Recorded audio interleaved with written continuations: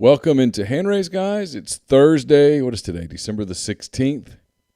It's our final Hand Raise, guys, of 2021. I'm Neal McCready. You might know Chance Parham there with his potato log sweatshirt. You can get the potato log sweatshirt and other all items. MPW digital gear. There's a discount today, right? Yeah, mpwdigitalshop.com. We'll put a link in or something. And 10% off, Super 10 today as the code.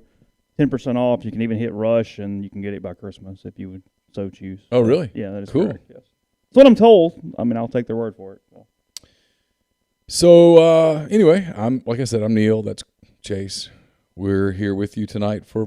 Neal's a little scatterbrained. I'm a lot scatterbrained. I've had a lot going on today. It's been a busy day. There's a lot of stuff going on. My daughter Caroline just got home for Christmas, which is good. She got home within the hour, which is great. Good to see her. The dogs were super excited to see her. My other daughter Campbell comes home tomorrow. I don't think she's super excited about coming home. Oh, is she not? No, I think we've officially hit the point in our lives where this is home, but it's not really home. There's a limit to how much I want to be home. Yeah. Home is somewhere else. I mean, yeah, okay, I get it. I get it. We're brought to you by Comer Heating and Air, Southern Air Conditioning and Heating. The weather's goofy, so we're running the air today, probably running the heat sometime next week. If either one of your heating or cooling systems isn't tip-top shape or you're not positive, get in touch with our friends at Comer Heating and Air, Southern Air Conditioning and Heating. It's the same great products, same people, same services, just different names because they merged and people were familiar with the names, so we kept the names. That's how that works. If you live in the Oxford area, the Tupelo area, or any parts in between, call my friends at Comer, Eric Payne, all those guys, 662-801-1777.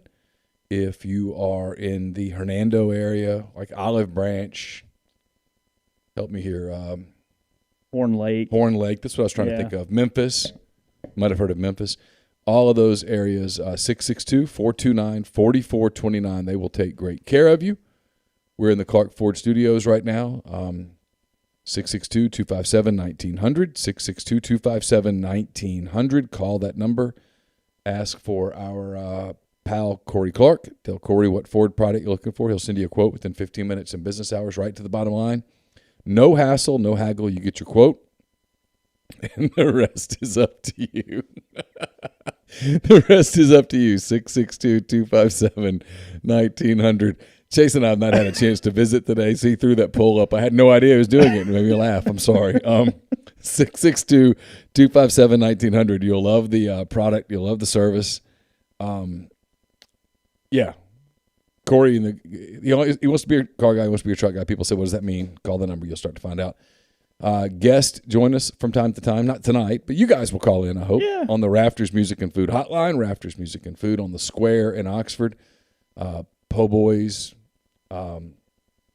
burgers, appetizers, full beer selection, full bar, the whole deal at Rafters Music and Food for coming up to shop or whatever.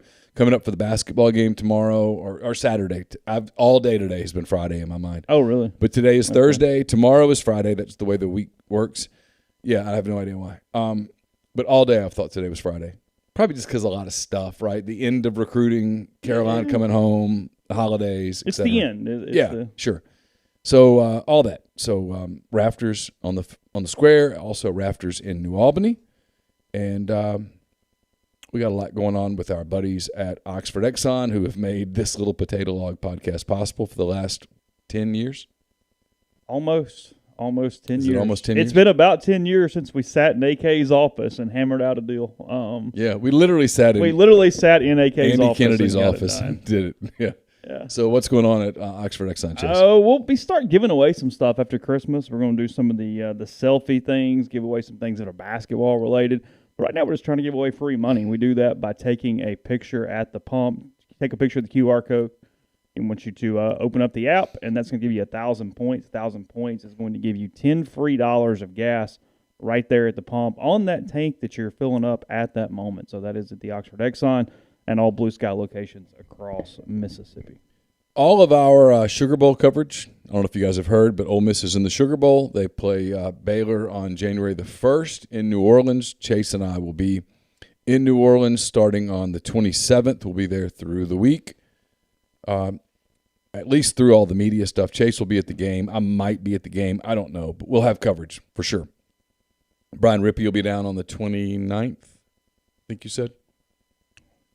Brian's going to 28. Okay, so we'll have lots of coverage. It's all brought to you by our friends at the Clearwater Group. We have a lot of listeners who are either business owners or executives for a variety of different companies.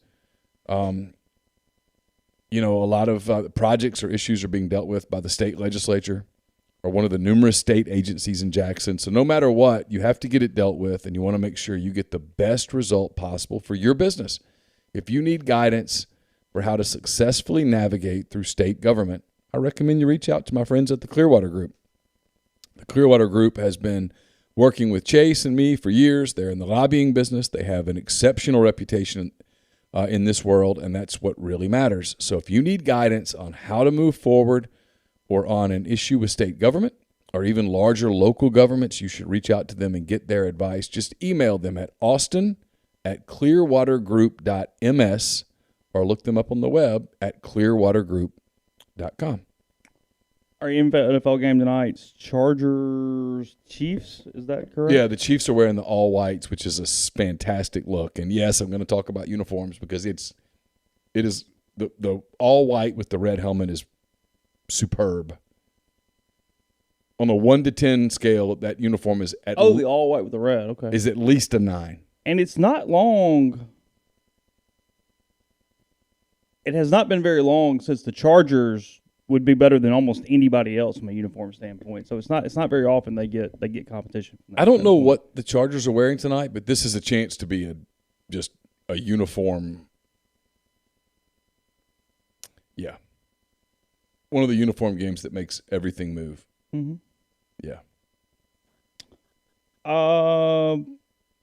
Polls at 79%. I asked, would people want Bo Nix to be the Ole Miss quarterback? 80-20 right now. Yes, yeah. Yes to no. That's about what I thought. Why would you vote no? I'm not shocked by that. Can you come up with an argument for no? Because I can come up with plenty of arguments for yes.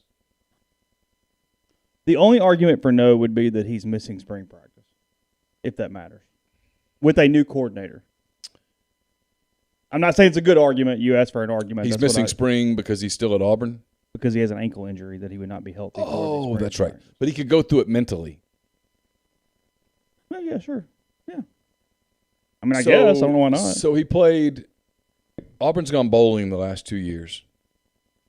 So he's played 13 is 26, plus he played 11 games, 10 games before he got hurt.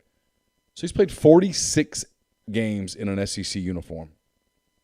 I'm going to bet that he can pick up an offense. I have a hunch that you're right. So he hurt the ankle in early November against Mississippi State. So what's the prognosis on when he can go back to being a quarterback physically? June? I have no clue. Yeah, okay. No idea. Does Grind know? I mean, do you know? When's he healthy? I mean, I would guess 6 months is what he needs to heal a broken ankle. I mean, Auburn has phenomenal medical people. I'm going to guess that the ankle was healed. Was the surgery was done by people who knew what they were doing. Yeah, it was not a perfect poll. You get people in here saying they can't vote, they need stipulations. Yeah, it was not perfect. I mean, I get that we probably need some more options, but I am limited by my surroundings with YouTube right now, so it is what it is. Yeah. That's all I got. Yeah. I really like the sweatshirt. I got to get one. Good. I like the potato log. It kind of makes me feel like we accomplished something. I was asked, do they fit true to size? They do. What I did was ordered some samples, large and extra large, simply to test that. And yes, they are true to size. The large or the extra large both. The extra large is too big. The large fits me, but they're both fine. So, Casey says 6 months seems long. I have no idea how long it takes. I'm just throwing I don't know. But he could go through spring mentally. Well, yeah. I mean, he's picked up He offenses. can get on the board. He ran the Gus Malzahn offense. He ran the Brian Harsin offense. He can pick up offenses. I mean, Grind says around March, if that's the case, and he's making most of spring. I mean, could he go through spring half speed? Because that'd be fine. You're not bringing him in to compete for the job. Let's be real here. If you sign Bo Nix, he is your quarterback. Yes. So he goes through some stuff. No one's hitting him in the spring. I mean, you would make that very clear, right, in the first team meeting. Hit this guy and you're in the portal. Well, yeah. You're in the portal of your own, well, not of your own volition. Yeah, it was like Alabama. Alabama wrote a story about the first time and the only time that Will Anderson messed up and hit Bryce Young in practice. Oh, really? Yeah, and it said Saban or whomever absolutely undressed him up and down as that happened. Yeah. But he said, he just came around the end too quick one time and popped Bryce Young, and it's like everybody went, "Oh shit!" Yeah, no. Like, that's not good. This is not a good situation. If there's a day of the week that Bryce Young's getting hit, it's a Saturday. Yeah, it damn sure isn't happening on Tuesday. Let's put it that way. No one's touching him. I don't know. I just think to me, this is a no-brainer if you can get him. Now, the stuff about his father and the little brother part is not an issue to me. If I have to give the little brother an invited walk-on spot. Now, just an invited walk-on spot. Chase, if I have to give him a scholarship, how many scholarships was Matt Corral worth this year? Let's put a number on it. How many scholarships was Matt Corral worth this year? Ole Miss played how many? You did snap counts every week. Yeah. Every Monday you would put out snap counts. I know you don't have it in front of you, so give me a guess, and I won't hold you to it. How many people on the Ole Miss roster played 20 snaps or more week after week? 20 or more? 20 or more. Fewer than 30. How 30. Many played 10 or more? Snaps? Yeah. A few more, but not a ton, because frankly, Ole Miss either played you or didn't play. Give me a rough number. 45? Tops. But that's too high. So if I told you Matt Corral was worth 15 scholarships, am I overstating it?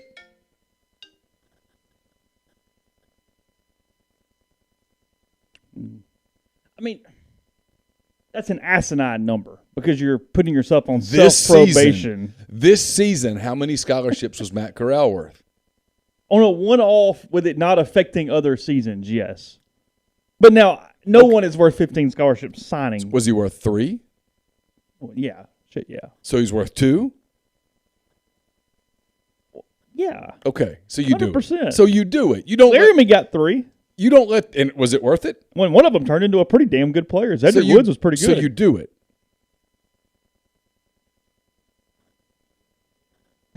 Yeah.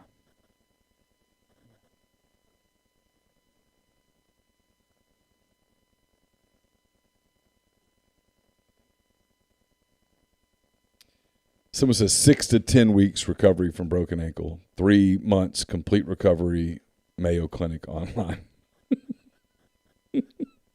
It's just better than WebMD because a broken ankle at WebMD would mean you died of ankle cancer.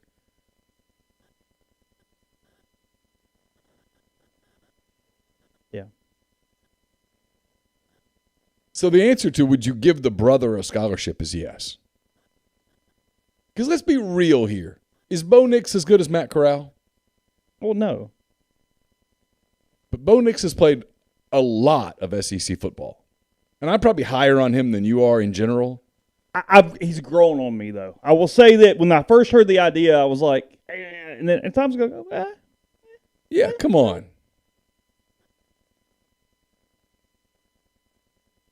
Bo's good. He's 2-0 against Ole Miss. Mm-hmm. I mean, not to piss people off, but he's gone to Fayetteville and won. He's beaten Alabama.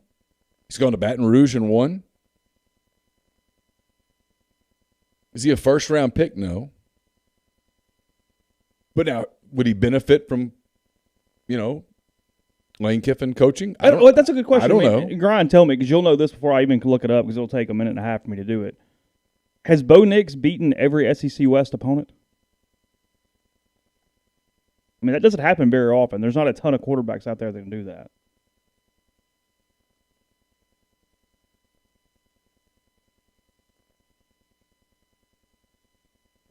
I think he probably has. He's beaten Alabama. Beaten Ole Miss. Have they beaten A&M? Has he beaten A&M? Yeah, he beat A&M, didn't he? He beat A&M his first year. They went there and won. Okay. I think. Yeah, he has.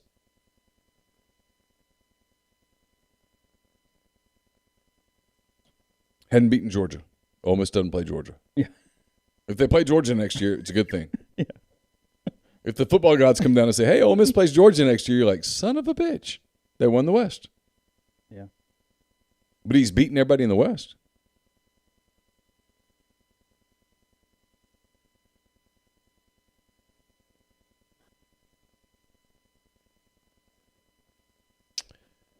To me, he makes sense. Because if it's not Bo Nix, who is it? Because it's not Dillon Gabriel, committed to UCLA today.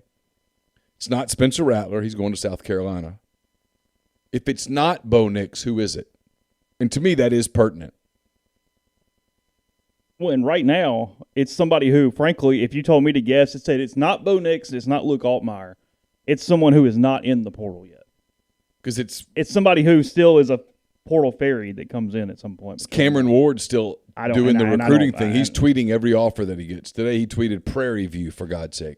Mm-hmm. Nothing against Prairie View, but incarnate word to Prairie View doesn't feel like the giant step up.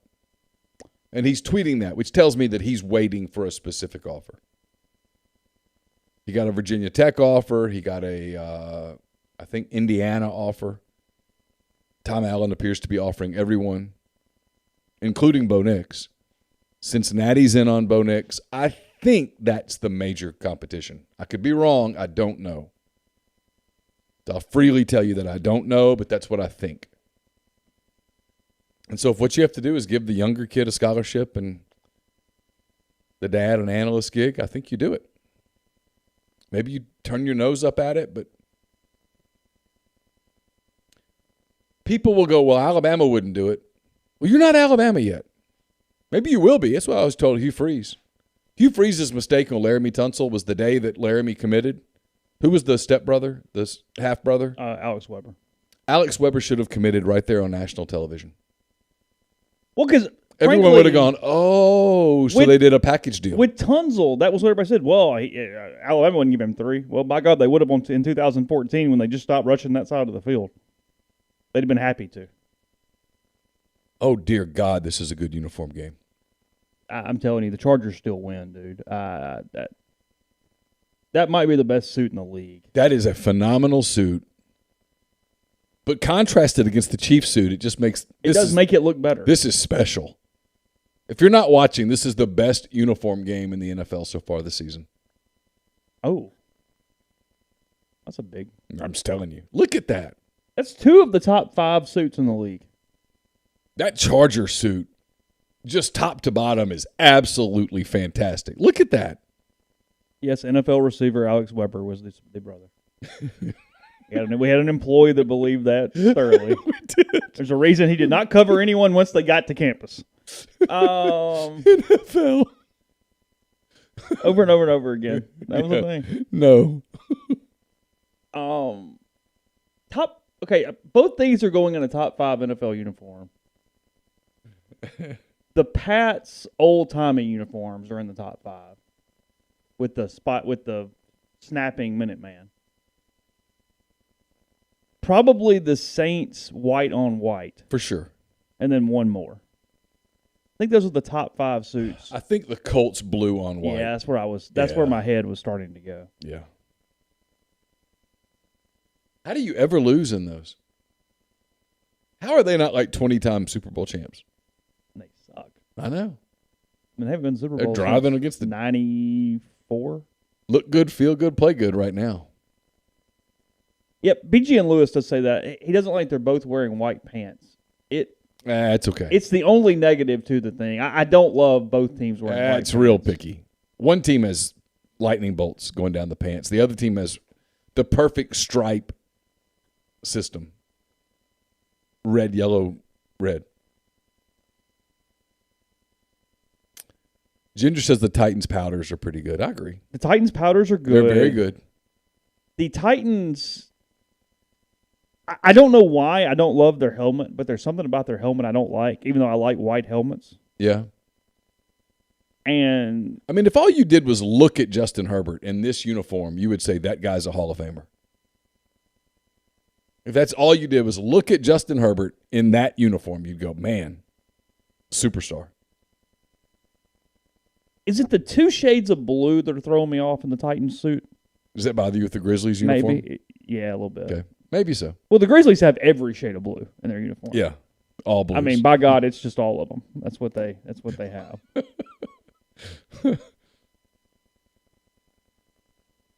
I don't know. Anything else we need to talk about? I feel like we need to open phones. We're Christmas. Wait a minute. Christmas is coming. Okay, real quick, because somebody's going to ask me about it. That way I'm asking you. Okay. I saw they did a great news dump and fired him at like 1 o'clock in the morning. Yeah. What is the... Didn't you have to fire him? I mean, I went to bed late last night and still woke up and was like, hold on. Like, what time did this happen? And they're on the East Coast. I went to bed before 10 last night. It was pitiful. I know, it was like 11 something. And I was like, what the hell? So what? I've been a little busy today. I haven't read it. What actually was the straw that broke the camel's back? The calling out the coaches, telling the coaches they were worse than the that was coaches it? at Bowling Green. That was it? And it was all leaking out. It was becoming quite the distraction. Okay. And NFL teams hate distractions. I do kind of like that Titans Navy helmet. You're right. I do kind of like that Navy helmet. It's fine.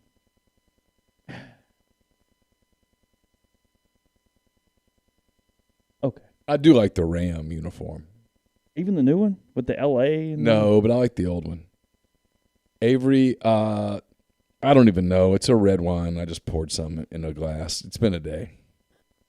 Marine, thanks. He said if you guys had to put a percentage on it next to Ole Miss, what do you got? 60. Oh, really? Yeah. So more likely than not. Yeah, 60. But not 90. I know we're in circles and we're going to open phones in a second, but I mean, in all seriousness, if you're... Well, you know a lot, too. I mean, look, this is the day. People don't see the behind the scenes. Chase is more connected at Ole Miss than I am, period. He just is. I'm more connected outside of Ole Miss than Chase is. I don't think Chase would argue that. No. And so he's got some Ole Miss sourcing on this. I've got the Bo Nix side of sourcing on this. And if you put it all together, it's more likely thorough. It's more likely than not. But it could fall apart. As someone told me, and I will read the text, I will not tell you who told me this. Let's see.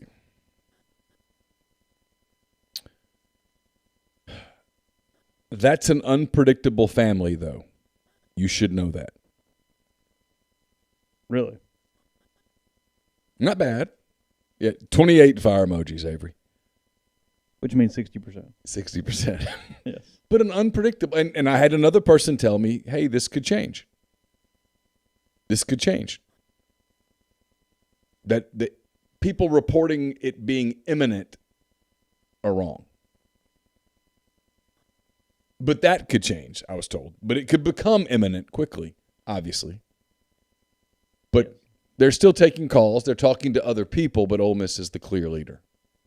Yes, the cookout burger is 32 fire emojis. Which means it's like 90%. What is the 10-year that's very good? The Widow Jane. Oh, okay, yeah. The 10-year is very good. It is. It's good. It's not the 12, but it's very good. But it's very good. Yeah. Not just good. It is very good. It's very good, yeah. How is a cookout burger for anyone who is...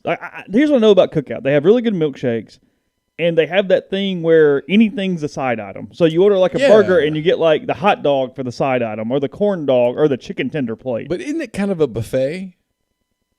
Well, no, you just order trays, I think is what they call them, or whatever. I had it once. Everything's a side item. I had it once. It was fine. I've never had it.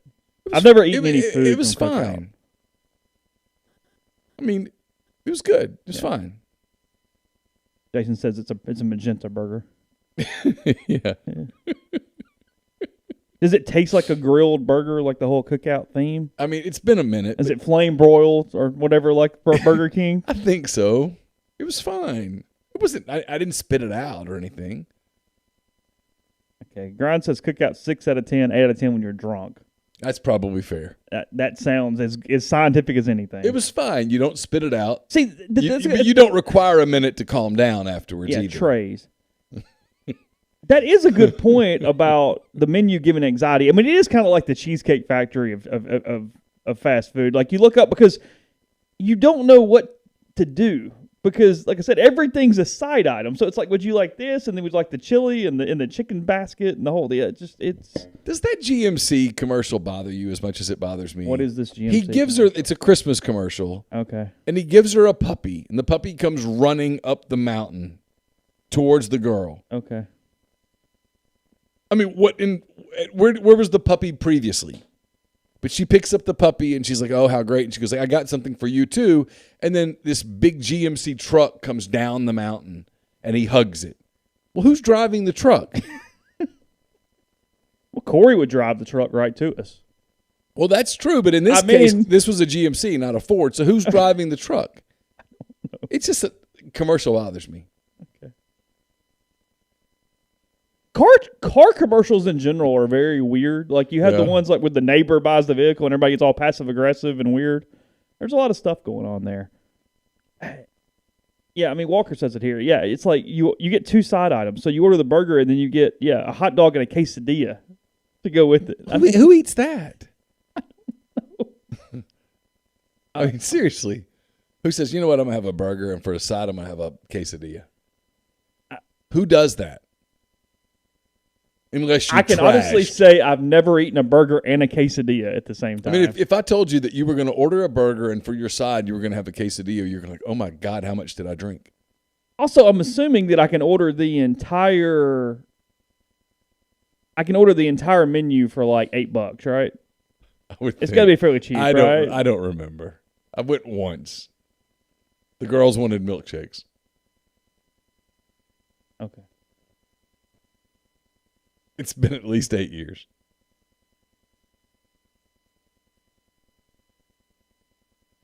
Yeah, Kevin's right. We've talked about this before. And Ginger's right. We've had this conversation before, but it's worth it. Who surprises their spouse with a car? I mean, who the hell does that? In what world? Yet you watch TV around Christmas time and it's all over the place. The bows and the cars and the whole Who thing. says, you know what I'm going to do? I'm going to buy my spouse a $55,000 vehicle that he or she might not want, that we might not be able to afford. I mean, how do you do all that with the financing and all that's involved? It's the passive aggressive. I'm actually buying it for myself, right? That's the only reality to that. I mean, I guess. But the one that really drives me insane is the woman bought 2 trucks. He bought like a red iPad and a black iPad. And she's like, oh, well, I have something for you too. And there's 2 trucks. Or he bought the 2 trucks. She bought the iPad because the man's always in the commercial, the financially irresponsible one. He's all the one. Always. Anyway. They walk out and she goes straight to the black truck. And he's like, no, I wanted. And she's like, this is the one, I love it. And he goes, I like red too. Who goes without his or her spouse and buys 2 $60,000 vehicles? 2. Not even one. Who where you does know that? The person's been like eyeing it all year. Yeah. Like that. Buys 2 of them. Who does that without saying, hey, listen, we're going to have 2 pretty massive car payments added to the budget here? Because presumably most people trade in a vehicle. But if it's going to be a surprise, there's no trade in. Because you would have to say, hey, honey, I need the keys to your Honda Odyssey because I'm trading it in. You can't trade in. You're just. YouTube flagged narcissistic psychopath. There's no reason to flag narcissistic psychopath. Hell That's perfectly fine exactly. with that. I mean, who does that? Who seriously, is there anyone that does that in the real world? Corey's texting. What do you say? He says, I will call in about the commercials. Yeah. Ryan says, soon to be divorced people. I agree. Who does that? I mean, you're financing a $60,000 truck. No trade-in. It's a hefty car payment. It's cool. I mean, it's fine. A lot of people have that money. But you don't typically do that without telling your significant other, hey, listen, I've had my eye on this F-150. Buying two. Yeah, and not only that, but I'm going to buy you one also. Come on. Someone who got caught cheating. Do we see cologne and perfume commercials anymore? I don't Are those know. still things? I don't know. I don't know. That's a good point. Corey might know somebody who's done this. Again, I will give the one benefit on like that. You know the person's been like eyeing it and like Sure. obsessing over the car for like 6 months, and you go, okay. I'm talking 2 cars. No, that is beyond all pales of any kind of normalcy whatsoever. I mean, that. Someone says, my dad bought my mom a car without her knowing. Now he is on his 3rd marriage.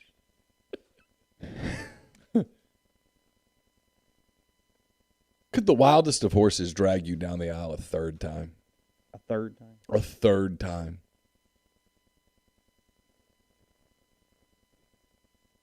I'm gonna not make a family joke right now and just move on. So, Okay. Yeah, I'm just going to choose to not make a joke. I'm just going to tell you that the wildest of horses couldn't do it.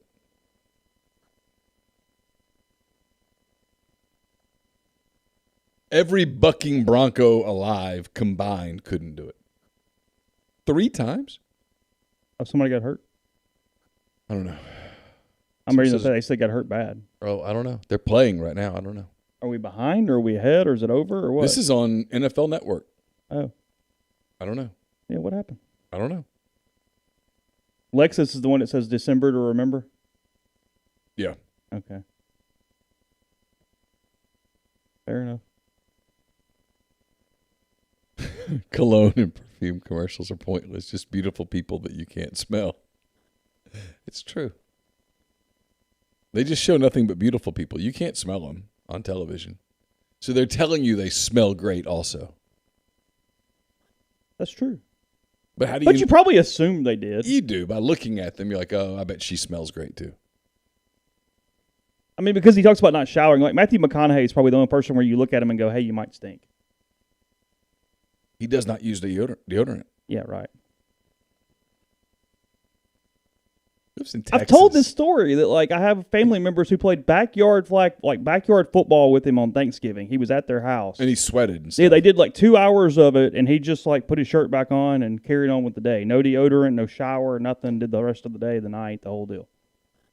Wouldn't you get sticky? Not family members, but whatever. Yeah, I assume. If I play backyard football for 2 hours, I'm taking a shower. Yeah. And using deodorant. Even on Thanksgiving. The antiperspirant deodorant. Yes, on Thanksgiving, I'm changing clothes. All day.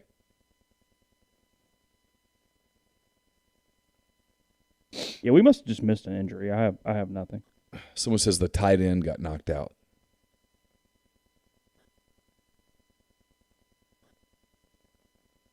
Yeah, we haven't opened them up yet. We'll get there in a second. All right. Corey wants to call. All right.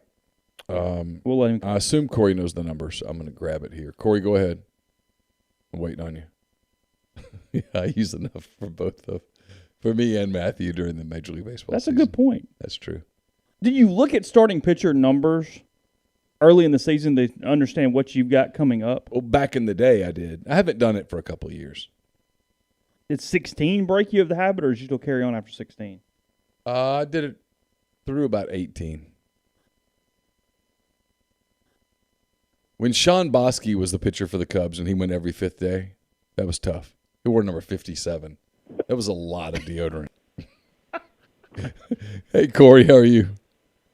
First time, long time. What y'all doing? Oh, we're just Neal's a little like punch drunk at this point. Yeah, I'm not really sure what I'm doing, honestly, if I'm just being completely honest with you. My favorite thing about the GNC commercials, which I assume this is what y'all are referencing, Yes. is that they have gone from years past, and as a I'm the, in air quotes, Ford guy, but my family has a GMC dealership too. It's funny to me they've gone from it used to be a Yukon and a Sierra in the front, and now they cannot make enough Yukons. So they have swapped it up to now it's 2 trucks. Oh. It used to be the woman would get in the truck and leave the man with the Yukon. Oh, okay. And now she's picking the truck she wants. So it's been a funny little thing I've noticed about their commercial for this year with the bow on the front of the suburban home. And you're right. I mean, like people ask me all the time, how many Christmas presents do you sell? Well, hardly any, because the woman wants to be so involved with the purchase. This is the color I want. This is the interior I want. There's no more surprises anymore. Yeah. And the trade-in comes into play. I'm dealing with one right now where he's like sleuthing around and taking pictures of the windshield and stuff like that when she doesn't notice to make sure it doesn't need Nealing. So all that's changed. You ever sold 2 at once to the same couple? As a surprise? Yeah, but I can't talk about it. He was a head coach at a SEC school in Louisiana. Okay, fair enough. Boys. Yeah. So how's everybody doing tonight with the signing class? Everybody on cloud nine? We've turned our attention to Bo Nix tonight. We're doing transfer portal, Corey. Yeah, we're in the portal now. That was yesterday's news. We've moved on. We're like a good cornerback. Tunnel vision. Next snap. I'm told they could take as many as 15 portal guys, though. That is a lot of portal guys. Well, I've said this on the message board, and it's the truth. I used to be the guy who, when McCluster took the Statue of Liberty play or the Pomerooski or whatever. He gets Memphis that day, yeah. Yeah. The guy to my right who had sat by me for a long time, he said, "Who's this kid?" And I was like, "Well, I think we beat out VCU for him, and Florida got in late, but they committed him, and he's the other side was talking about how he was first in line for all the drills and everything else, and now with the way it is, I haven't been able to follow it or get really emotional about any of it, because who knows what we're going to see in August. And I think he's either doing it way, and that's just one man's opinion, I guess. So it's making you less involved because of this. Yeah. So a football version of kind of like when basketball went to the one and dones, and you no longer had like Grant Hill for 4 years, and you felt like it was just kind of rotating, kind of a similar deal. 5 to 10 years ago, I would have known 15 of the 20 guys that we signed on signing day. I'd have known 15 of the 20 to 25 guys. In 2013, I think. 2015 was the Shea Patterson year, right? 16. Shea signed in 16. I was locked in. I knew all those guys. This year, I've had a hard time trying to even worry about following it because we signed our starting center in August. It's just a different deal. I would say that I wouldn't say that out loud if y'all were strictly the old way y'all did that and I was a sponsor. But y'all don't rely on that, and it just appears that we're really not going to know what this team's going to be until they all show up in August. Oh, that's more than fair. Yeah, for sure. Why would I invest emotional capital worried about who knows who's going to be the starting? Like I heard y'all say a minute ago, or I guess Ricky said it. Did Isaiah Springer signing with Ole Miss, like everybody go, oh God, no, but it ended up being that way. Jake, I think. So. Yeah. Yeah, Did I say Isaiah Springer? Yeah, all good. Yeah, but no, you're right. I mean, we don't know who the quarterback's going to be today. Yeah. And I text you like, who's the quarterback going to be? And you're like, you told me exactly who it was going to be because you know, but I can't say it out loud. No, you were like, stop. You were like, don't do that. don't do that. Don't do that to my phone. Stop it. Don't do that. He didn't. No, he did not. He did not. But no, guys, y'all have a good night. I just pulled up at a thing I gotta go to. But yeah, it's hard to invest the same amount of time and energy into following recruiting as a fan when it seems to me like it matters less who they sign yesterday than what they end up with in August. I hope that makes sense, what I just said. Yeah, I'll get it. Y'all have a good night. Yep. All right. Later. See you, buddy. That is an interesting thought. Is it actually making people care less? About recruiting?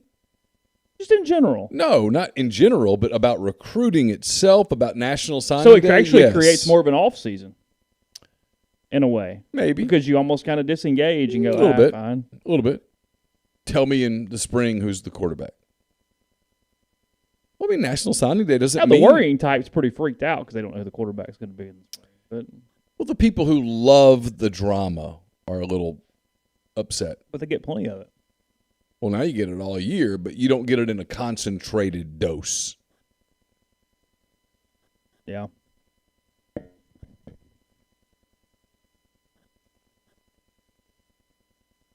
And again, like someone says, bad classes make people care less. Yesterday wasn't a bad class. It wasn't the class it probably should have been. It was not a bad class. And we can dive into a lot of reasons why it wasn't what it probably should have been, but I don't know that I'm in that mood tonight. You don't want to do that right I'm now? willing to do it, but I'm not in the. I don't really feel like going down that road too terribly far because I don't know. I mean, I know what I think, but I can't prove it, and it's not worth fighting about. You know what I mean? Mm-hmm. I mean, I think I know, but I'm not positive. I'm looking for the phone number. That's what I'm doing right now. I've got to clean this queue up. It's 662-259-0991. It's got too much stuff in it. There it goes.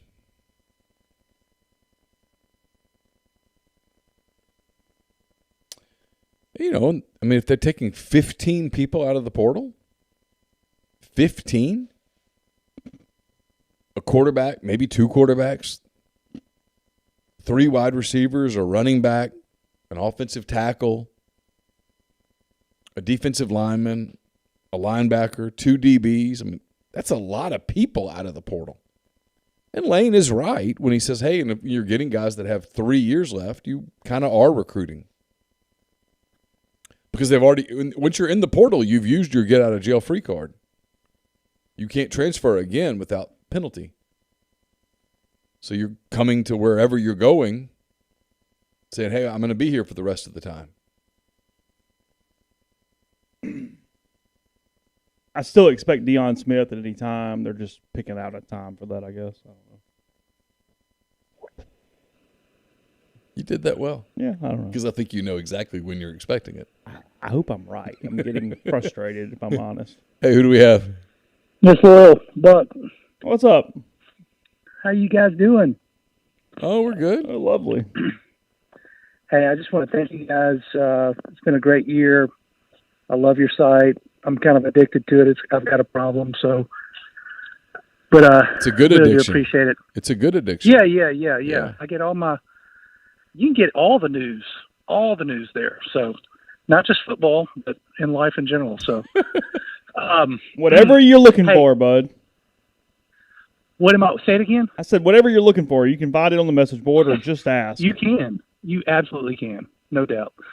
Hey, I want to get your thoughts on this because I really am interested in getting your thoughts on how this NIL stuff is going to work. Especially, you see Texas A&M, Texas, you name it. In the past, they just throw money at stuff and just hope it works, you know? Yeah. And now, and they've never been successful. I mean, they've been successful, but not at the high level. And you see Texas A&M come in first. Texas comes in fourth in recruiting. But I really want to hear your thoughts on giving a kid who's 17, 18 years old. Let's just say it's $250,000. Okay. Kid coming into college with $250,000. What is the incentive for him to wake up at 6, to go to class? I don't know. I'm curious as to hear your thoughts around that. Well, most kids aren't getting the $250 in 1 year, so you have to keep going to class and keep getting up at 6 to get the rest of it. Some are. They're being promised it, though. Some, but not. Yeah, that's a lot for a year, though. Sure. Yeah, we're talking about a very small subset. But like, I know the details on a couple of Bo Nix's NIL deals at Auburn. Mm-hmm. I don't know that he can get those here. And no, I don't think he would get them in Cincinnati either. No, I don't either. But let's talk about like the Ewers kid who was at Ohio State. Supposedly got $1 million. Yeah. Did he get that up front, or is it just like, hey, every month we're giving you so much? Or I'd love to know the answer to that. Yeah, I would too. Yeah, because like, what are the stipulations? I mean, what does he have to do? What's the whatever that goes along with that? My hunch is that at least some of it was just canceled. Because I'm sure there were some clauses about remaining in places and different things and whatnot. I mean, 100%. I mean, like, I don't mind saying this. Our deal with Chance, I paid Chance twice. I paid him half at the beginning and then half about halfway through. Yep. You know, and that's one deal. And so we had people. So help me here, Vibin. So we had people, and I don't know the answer to this. Loyal. I'm sorry. We had people asking today on the board about an NIL plan that involved us, meaning rebelgrove.com, MPW Digital, whatever. Yeah, we funnel money to you guys. Where you funnel money to us and we get players to basically read commercial readers. What's that worth? Does that work? Does that minimize our value as, quote, journalists? How does that work? Like, the answer to that is absolutely yes. Now, it makes us part of the program. There's no doubt right? about that. It makes us homers. Mm-hmm. But what is it worth? Does that add value to our product? Probably. Oh, you think? Oh, you think so? How so? You could. I'm not telling you. And this not rhetorical. People would. Well, see, I think what you have to capture in all this is the cap and T-shirt crowd. I mean, I consider myself part of the cap and T-shirt crowd. I'm not giving multi-thousands of dollars to the university. I'm not, but I think there's a place for anybody in this, And so I actually think it would actually be good for your business to a certain extent. Yeah, I'll be honest. I looked at it today, and I didn't have a lot of time to think about it because I had a super busy day. But in the little bit of time that I kind of gave thought to it, I thought, you know what, we probably would gain a lot of goodwill from it. You'd gain a lot of business. But then, Neal, knowing your journalistic integrity, it's gonna pain you. It's gonna. But I like money more than I like Big J journalism. So I mean, I do. So it comes down to. That. I mean, I do. So it comes down to. So it's that. It's kind of. But you think people would subscribe to you versus somebody else because you did that? Because we were giving NIL. Why would you not? Because we were funneling. We were funneling completely legal NIL money to players. Maybe. Absolutely, people would subscribe. Now the question, that's a no-brainer. The question would be, so here's the question, right? Because I did this deal with Chance, so I did one thing. And by the way, and I'm going to write about this in 10 Thoughts. I am such a big Chance Campbell fan at the end of this year. What a phenomenal young person. Forget the football. I mean, I hope for his sake that he has a long NFL career. I do, because he's a great, great person. But in the event that he doesn't, there's no chance in my mind that Chance Campbell's not a success in life. Okay, I mean exactly. I mean, if you could see the interactions that we have before we hit the record button, he's just so impressive. I mean, frankly, it's probably spoiled me a bit, if I'm honest, because I don't know that I can replicate that multiple times over. That being said, and Neal, he's going to be one of those guys that money doesn't change who he is. Yeah. No. He's got a great family. I've gotten to know his dad a little bit, and he's a great guy too. And they're really nice people. I mean, I'm a big fan of his, and I hope he has whatever decision he makes. I hope he makes the decision that's in his heart, and I hope he follows it. And I hope that whether it's coming back to Ole Miss or going pro or whatever he does, I'm cheering for him. He's a phenomenal kid, but anyway, young person, not a kid. Anyway, like, I don't know, like Chance and I talked about this one day. Like, what is this? What did this do for him? We're gonna do like two more, probably one more before the game, and then one after the game, and then that'll do it. What did it do for him? Like, I think what it did for him is, besides the money, and he made some money. He didn't make a ton of money, but he made some money. I think Ole Miss people got to know him instead of him being just the kid that transferred from Maryland. They know him now. Yep. They have a feel for, if you watched, a handful of those roughly 18-minute interviews each week, you have a feel for who he is, what he's about, what motivates him, his appreciation for a new experience, not only playing at Ole Miss and the Grove and all the stuff he talks about, the Walk of Champions, like every week. It's like, wow, where are all these people coming from? But he got to go to Auburn. He got to go to Tuscaloosa. He got to go to Knoxville. He got to go play in the Egg Bowl on the road. You heard him talk about that. I mean, those are all, for a kid from Maryland who had played in the Big Ten and grown up in Maryland, whose dad played at Penn State, those were all completely new experiences. And because of COVID, he went to Ole Miss sight unseen. So it's been a cool story, and you've gotten to know him. And had we not done that, given the way that media relations in college athletics is today, I don't know that you would have really gotten to know Chance Campbell the way that you've gotten to know him. And I think there is some value. Well, and I'll say this, and I don't think I'm stepping out, or I'm not making fun of anybody, because we all have guys. Because there is a player who a lot of people really like talking to that I don't. He kind of gets on my nerves. I know who you're talking about. I'm not going to say the name. No, sure.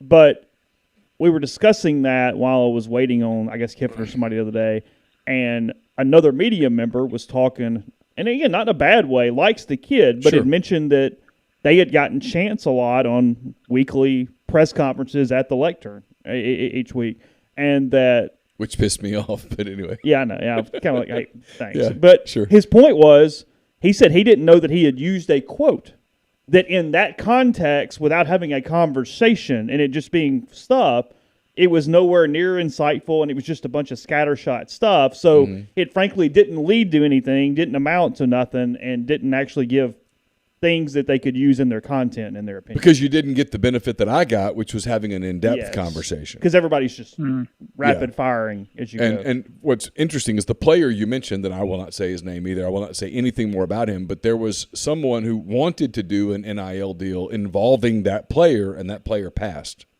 Yeah. He didn't want to do it. Anyway, I sabotaged your line of questioning. I'm sorry. I guess my thought is, you see some of these kids going to Texas A&M, whatever. I don't even know what their NIL deals or whatever, but can you load up a kid, and Neal, you've got two kids in college. Can you imagine your freshman in college with, let's just say, $50,000 in their pocket? No. I'm sure I'm sure she would like to imagine that, but no. Of course, we all would. Sure. I mean, shoot. But Yeah. I think there's part of this that, like, right now it is the Wild Wild West, but it is going to be reformed pretty heavily in the next 3 years. I would suspect.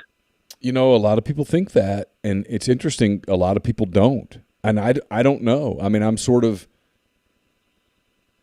I'm So sort is of, the end game getting to college and making a bunch of money in college, and you know doesn't what matter the if you go pro? you know what I think the end game is? I'll be honest. I think the end game is that you go one place for 2 years and get money, and hop. and then you take advantage of your celebrity and you hop to another program for the rest of your college career. Well, I think that's where the group of five is going to be really these kids that maybe they don't get the SEC or Big Ten or whatever. And they go to SMU, and SMU's putting down money.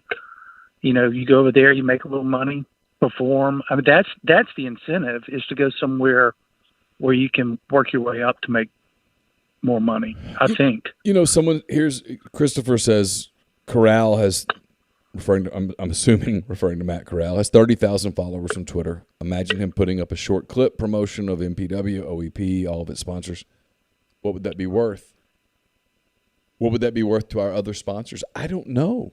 It's where I have a hard time, because look, there could be some real tangible benefit, because look, here's the positive, here's the negative, and this isn't about Corral doing it. This is just in general marketing your subscribers. This isn't even talking NIL, but the positive is that just because somebody doesn't go the next day and buy something from that sponsor does not mean there's a residual later on down the line. Of course. Hey, when I need that, it's in my head. There's a more example of long-term value to that. I'll give you an example of that. There's an advertiser on our site who's been advertising for a while. I don't want to name him.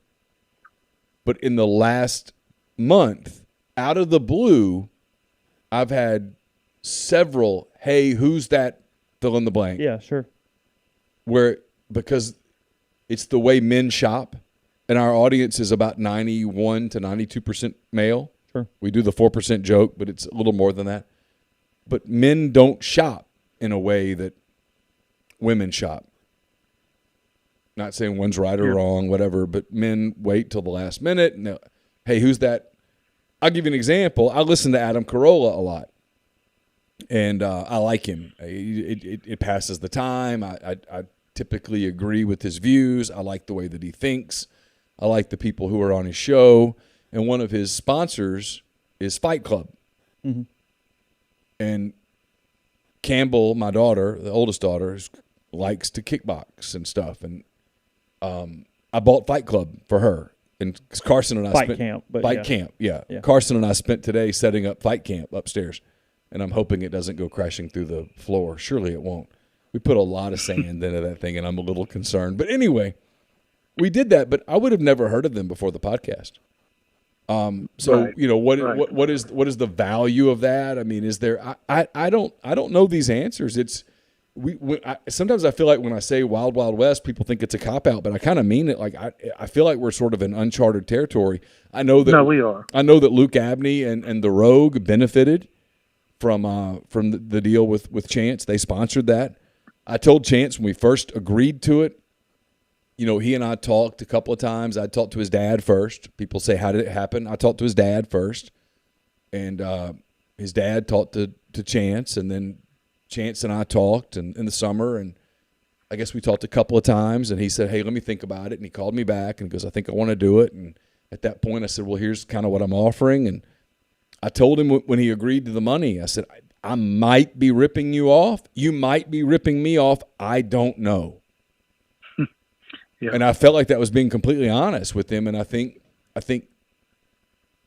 frankly, given what I know, I probably got the better end of the deal a little bit. But I don't know. I don't know what it's worth for Chance down the road, right? Here's this kid who he signed with Maryland. He played with Maryland out of high school. He played with Maryland for, 3 seasons? And so he came to Ole Miss. And, I mean, if Chance came back to Ole Miss now, 10 years from now, let's say the Sugar Bowl is his last game. So he would have played 13 games in an Ole Miss uniform. 13 games. That's not a lot of games. If he came back 10 years from now, I think Ole Miss people would give him a standing ovation. What's that worth? I don't have any idea. I'm not smart enough to put dollars on that. Maybe Chase is. Maybe you are. But I'm not. I don't know. Beats me. Well, it's the part of it. Whereas I'm saying, like, podcast advertising, we know works for a couple different reasons. One, Sure. because it's the host talking. You guys are listening to us every day. You trust us. We typically pick products that we believe in. We turn people down because we just don't like the product or something else. So we know if we're talking about it, there's a reason we're doing that, and there's an integration there. You remember it. There's also while you know we're reading ads and paying bills, it's not a break to commercial, and for whatever reason that makes a huge difference. Point being, though, that's a lot different than just this targeted. Hey, what is it worth because this pops up on Instagram for 10 minutes or whatever, one post, not 10 minutes, but one post or whatever. And I don't know that because like one of the things that drives me insane is when Darren Ravel does the, oh, God, look, he talked about that, and that means that was worth $1.3 million. It's like that's no way that's tangible. How do you do that? Yeah, there's nothing about that that's tangible. So I feel like that's what we're doing. We're trying to figure out how to target these things and what medium to put them in at this point. And I'm not sure anybody has those direct answers at this juncture.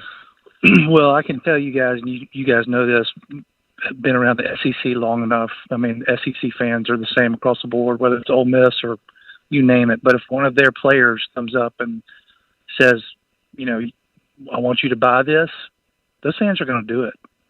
And it doesn't. I mean, and that kid may never go pro. I mean, there's been some of those guys like so endearing, like a Jordan Teamo. He never made it. I mean, he got on an NFL team. Hey, but, Jordan, to his credit, signed the deal with the Washington football team today. Oh, that's good. Yeah. Uh-huh. Jordan's you talk about great people that we've covered. Top 10. Oh, yeah. Jordan's phenomenal. What a human being. Well, I mean, you look what John Rice Plumlee has made. He's made some money. Sure, he has. Yeah, people love him, and he's not a superstar by any stretch of the imagination. I hope he gets whatever he wants in life, and maybe. But just me and my eyes looking at it, he's never going to play in the NFL. But people will do whatever it takes to support him, and that's the same across the landscape of SEC football. People love their players, and I don't know. I guess one of the things I'm wondering is it's it's not like Jerry Neely getting a Subway deal or whatever. I'm talking about these things that are coming. It's just like you throw money at this collective, whatever you want to call it, and then they funnel out the cash, and there's no product behind it. That's what I'm kind of interested in. Well, man, does that make sense? Yeah, sure. Well, it's not the unintended consequence, but it's what everybody knew was going to happen despite all the rigmarole crap about how it let somebody actually sell a car at a car dealership. No offense, Corey, I just picked something out. But, we all knew where it was going to go once it became legal. That was a duh. Oh, yeah. I could come up with an LLC tomorrow that is Miles. Nothing. It's a widget or whatever. I'm not selling anything. Yes. You just funnel money into it, and I'm just funneling it back to the kids. Yes. A little breaking news: Miles Brennan staying at LSU for 2022.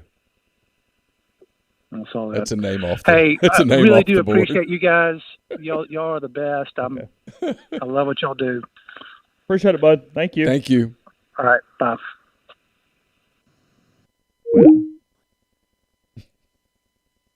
You were worried about Miles Brennan. You've been worried about Miles I may Brennan. or may not have made a joke or two. Admit it now that you've been a little worried about Miles. You're like, this surely not. Hey, who do we have? Hey, y'all, this is Red talking. Hey, what's up? I presume you are doing well. We're lovely. So I have a quick thought.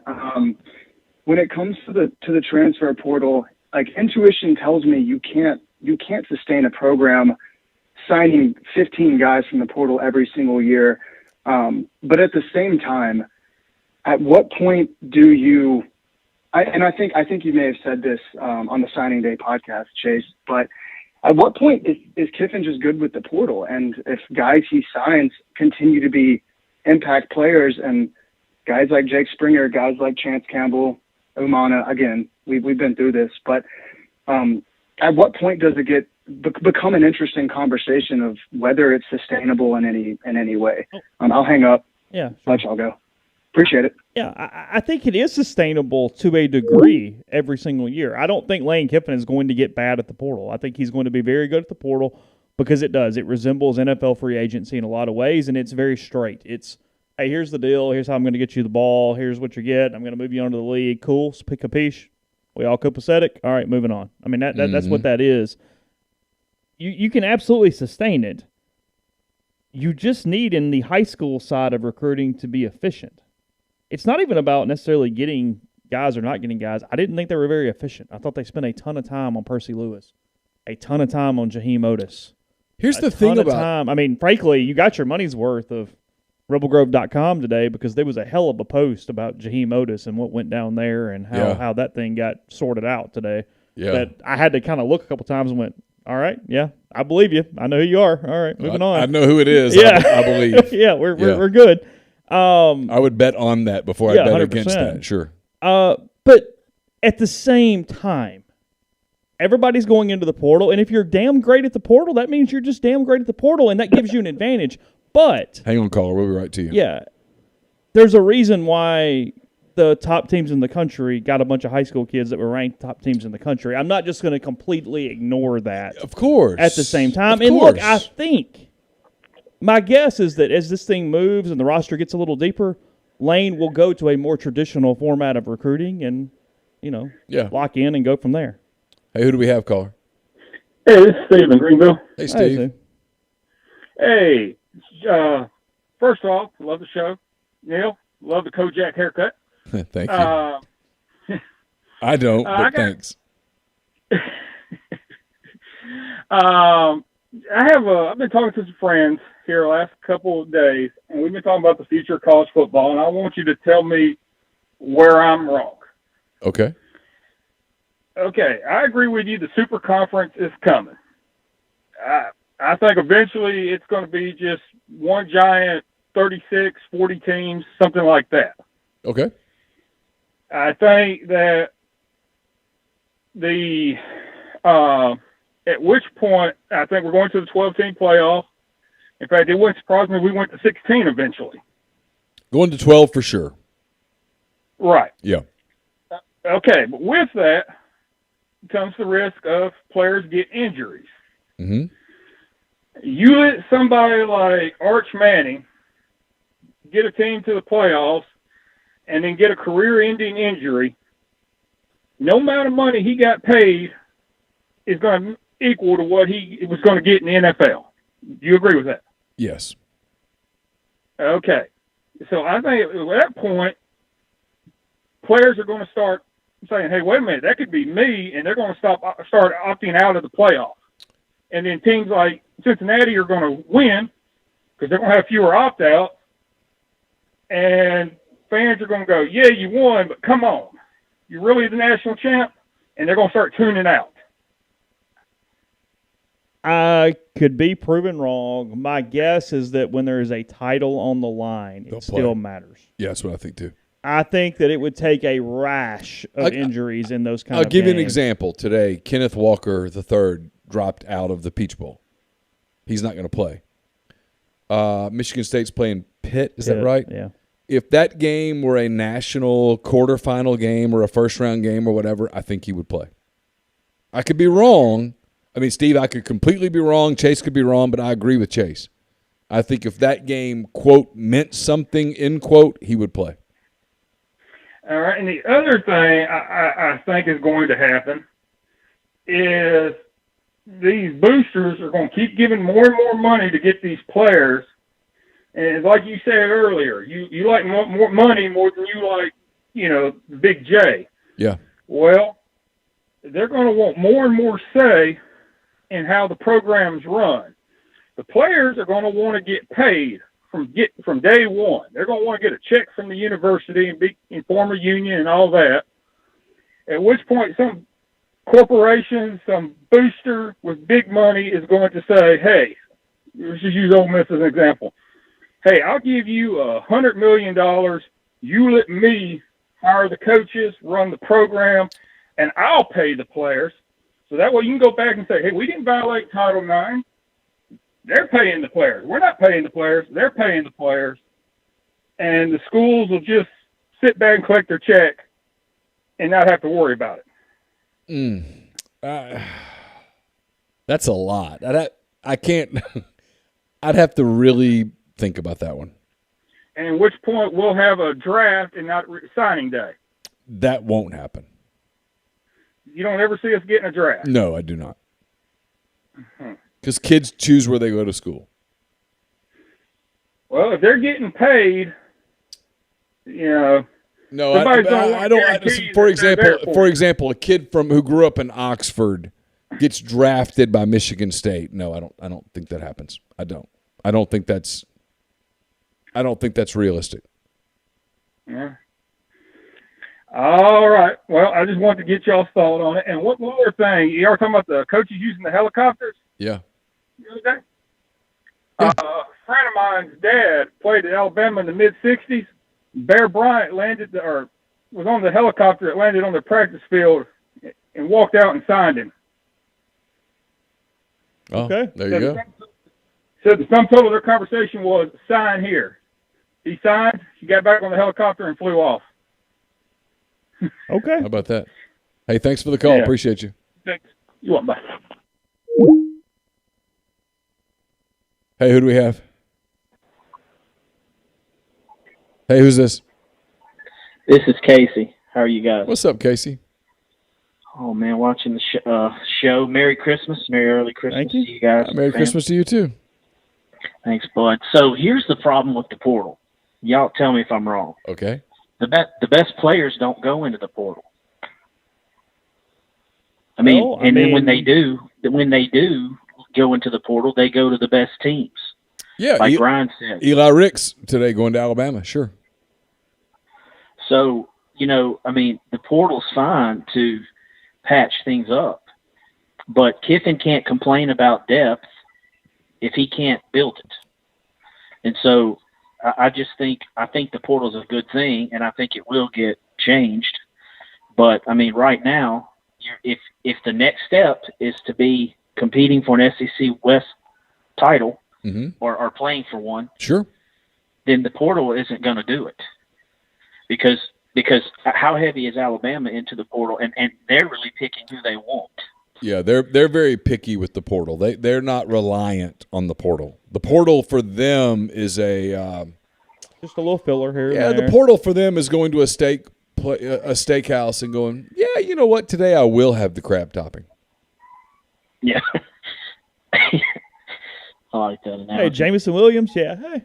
Yeah, they were going in. They were going to have the finest steak, and they were going to have a couple of the great sides. They were going to have the best bourbon on the best bourbon available, and then they were going to have a fine wine. And you know what? I will have the crab. Yeah. Sure. That may sound obvious, but at some point, you've got to do better. You can't rely strictly on the portal. And here's an issue that I have that I think is a major problem with the way this NIL thing is done. And maybe people have talked about it, but the people that have the greatest incentive to pay players can't or are not supposed to. What do you mean? Universities, teams, oh yeah, coaches. Sure. So here's the issue. It doesn't matter how you structure the NIL stuff. The people who are going to really change it are going to be the coaches or the university or however, because here's the issue that you can run into. Well, you don't want kids to hop around just for money, and you don't want kids to opt out of bowl games or big games. Maybe you don't care, but if you could somehow structure an NIL deal to where it would be incentivized based on they had to play the whole season, or because the college kids can't. I don't really have a whole lot of sympathy for a lot of the college kids now that don't get scholarships because they're getting paid now. They're employees now. There's a double-edged sword to that. They're still kids, but they're getting big money. Sure. So you have to understand that you're no longer a student athlete. You're employed student athlete to an extent. Well, look, here's the unintended consequence, Casey, of even the Texas thing. Everybody's been bragging on their charity and the offensive line thing. When a couple of those dudes don't play by their sophomore year and they're kind of struggling, the head of that charity or that LLC or whatever is going to go, hey, Why are we paying that guy? Why are we paying Billy Johnson? Yeah, and Billy Johnson's not totally very good. justified. Let's stop giving him the $50,000. Exactly, and they would be justified. It's a business. Now, would they be justified? Because if it's a shell deal, the people who are paying it are people who are just trying to get players to their school anyway. I mean, Sure. do they really care? No, because there's no marketability there at When all. you try to process Billy Johnson and he goes, no, I don't want to leave Texas. I'm good. I'm making $50,000 a year to be on scholarship as an offensive lineman. I'll be the third string offensive guard. There you go. So it's a really interesting time in college sports, But I mean, yeah. So Casey, let me ask you a question. financially- Casey, let me ask you this. I have a question from Denver Reb. It's a good question. I'm gonna let you answer it with me, so that way, if I answer it wrong and you answer it with me, everybody can get mad at Casey as well. They ask, Neal, was yesterday a wake-up call for Kiffin? And my answer is, it should have been. Yes, it's a wake-up call. I love Coach Kiffin, and, we did a lot of things really good this year, and I think his strength is definitely a play caller. He's a player's coach. He's fantastic. I don't think anybody can argue with him. But why did so many people pass on him? It's not because he isn't great or he couldn't be, but he hasn't proven that he can build a program. Yes, he's Now, proven. He does a hell of a job at putting teams He's together. proven that he can walk onto your campus and take your roster and win. Exactly. Now, maybe he can do that, and I'm not saying he can't. I mean, I was super pumped when we got an extension. Right, the little tweet came out. I was fired up. I'm lane trained. Sure, but you have got to build a program. You can't patchwork it, and you might catch lightning in a bottle, and 1 year and be really, really good. But damn, fellas, we were 10-2. I mean, we could have easily been 8-4. Yeah. But it's there's a lot of factors, and I think the wake up call is, look, you can't lose big time recruits in state because you just don't know what you're doing. I mean, you got to find a way. And you can't have. I'm interested to see what he's going to talk about next year, because he can't talk about lack of depth anymore. You can't do it. If you recruit a class like that, it's going to be harder to come up with that stuff. Well, we're really injured. Well, where's everybody else? But don't get me wrong. I'm not. Well, Chase told me today, we were talking privately, and I'm about to out him a minute. He's probably about to get pissed off, and he should. But he said he can't play the. What'd you say? He can't play the NIL card ever again. He's played it one time. That's it. He can't play it again. Because here's your problem when you play the NIL card. Yeah. Is that when you play it the next time, you're making your program look small and incapable. Mm-hmm. That's Chase, the problem. You know why else you can't play it, though?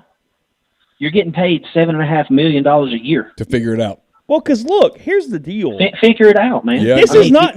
You're absolutely right. None of this is overly a surprise, because let's just be honest for a second. If Lane Kiffin did everything correctly, and I'm not trying to take a line from Neal here, he wouldn't be at Ole Miss. He would have been the coach in the NFL for the last 15 years, or he'd be the coach at Ohio State for the last decade, or he'd be waiting on Nick Saban to leave Alabama, or whatever the hell is you want to put there. There's a story that someone very, very close to Kiffin told. And I got a point, so let me finish this, because I will forget. Okay, go ahead. The past week has told me I will forget. Sure. Is that you have amnesia? Yeah, I know. Is that, look, when you got Lane Kiffin, you got Lane Kiffin with the good and the bad. And the good is that all the things you just mentioned. He's a hell of a play caller. He's a hell of a team builder. He's going to give you tons of PR. He's going to help all kinds of stuff around your program. And the gamble, or twofold, when you do this too, is that he might try to up and leave on you quickly. And two, he's got to learn how to do some different things in recruiting and to build the program. So none of this is a surprise. Look, Mississippi State taught him a lesson this week. Does he learn from it? Does he do different things to build from that? Do they find ways to be more efficient? Do they do better in living rooms in the South? I don't know. We'll see. But that was where his next step was always going to be. He's just in a little quicker of a high-rent district to get there than people expected, because they're 10-2. I mean, had he been 8-4, 7-5, we'd be having a whole different conversation now too. But part of it is, hey, you went 10-2. Now where's the players? And we got to be careful, too, because we've always said it's next year. It's always a year after. It's never as big on an impact standpoint, maybe other than the portal immediately. So there's a lot of context that goes into this thing. But in a lot of ways, he's right on schedule with what you knew you were getting with Lane Kiffin. Yeah, and here's the thing to think about, too. Georgia and A&M are recruiting every year. It's never next year for them, and, hell, they still can't get it done. So, there's that to think about. And I will say this, and this is being an Ole Miss fan, I think Lane learned a valuable lesson that's going to benefit Ole Miss in this way. I think we're going to get his best shot.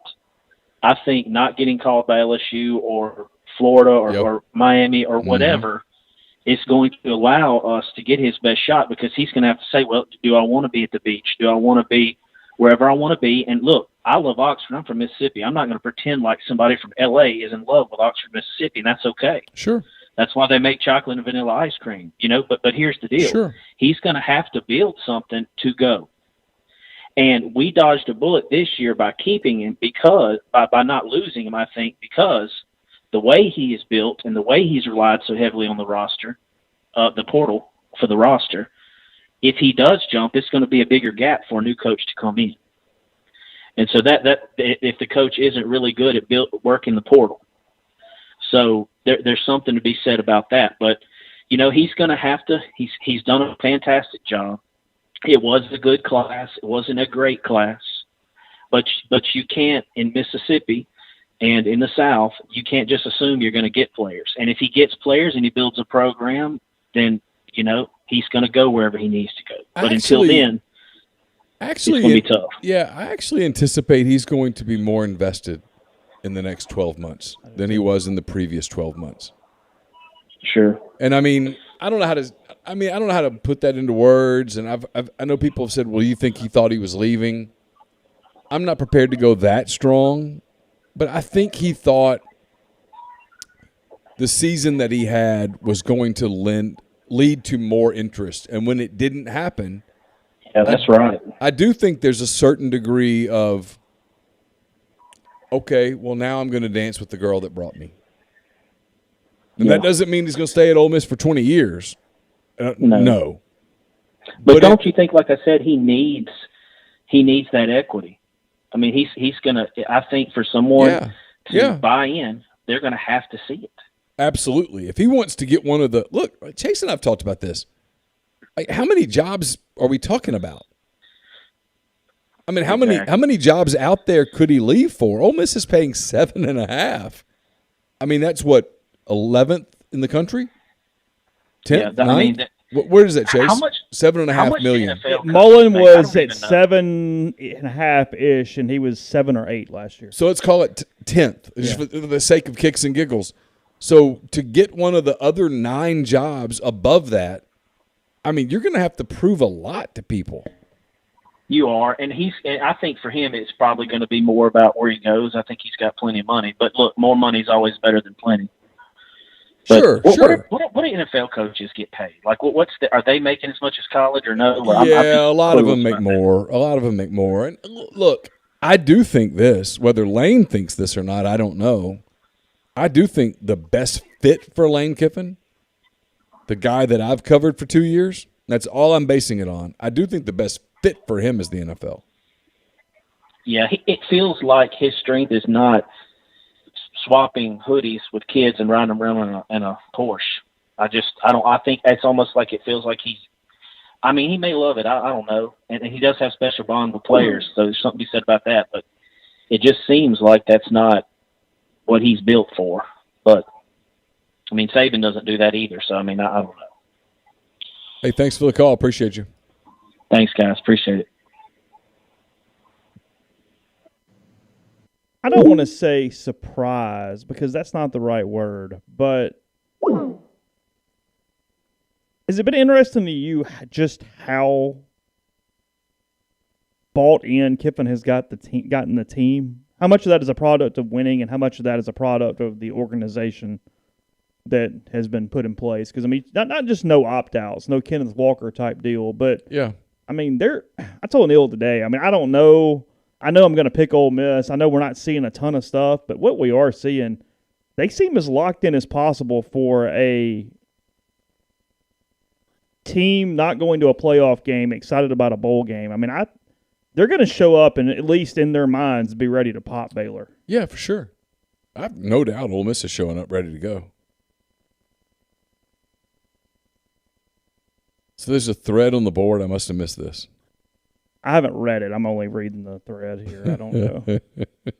I'm kind of scared to open the thread, if I'm honest. We won't have a Christmas hand raise, guys, because Chase was it New Year's that you did by yourself last year? Is that correct? So Caroline and I will do a Christmas night show. We did it last year, and Caroline wants to do it again, so we will. Hopefully, some of you will join. Maybe you won't. It might just be me and Caroline and her friend Megan looking at each other for an hour. Yeah, we did. I did a huge New Year's Eve show last year where people were like, "Are you going to do a New Year's Eve show?" And I was like, I wasn't planning to, but I'm not a big New Year's Eve person. And so I was like, why not? I'll do like an hour. And 6 hours later, I signed off. That was a long show, but it was fun.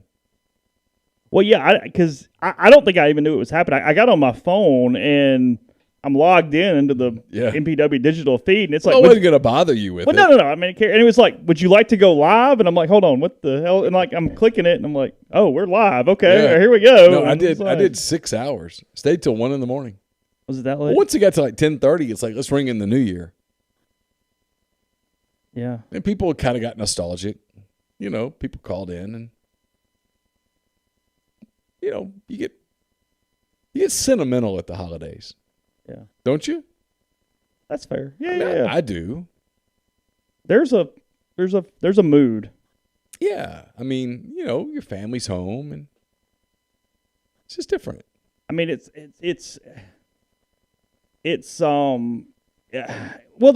more of too, like, and frankly last year did Pickett opt out of the game?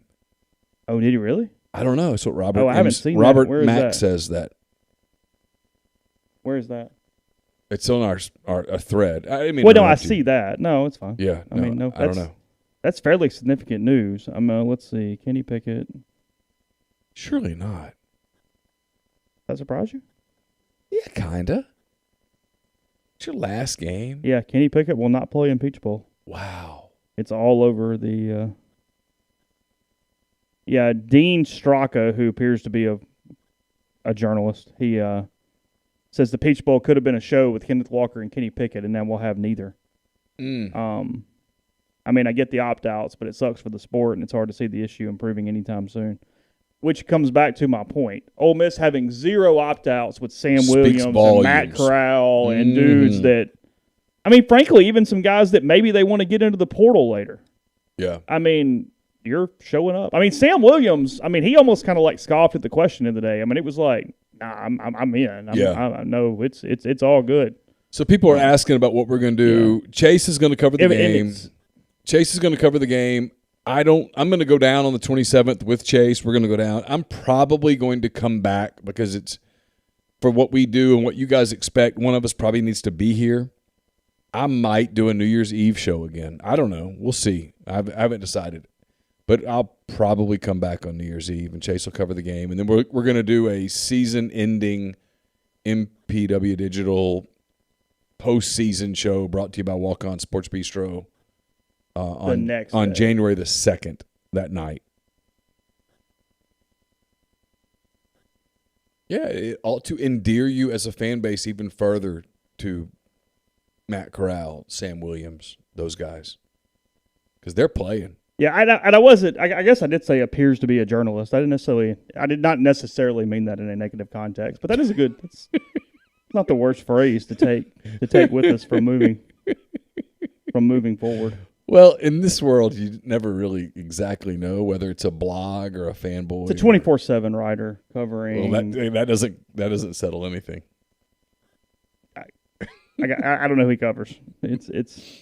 He has his Twitter thing is. Do you remember those like old timey mascot caricatures where they would like put them all in one picture, like the SEC one would have Colonel Rell and the Gator and all that? Sure. It's the Big 12 one.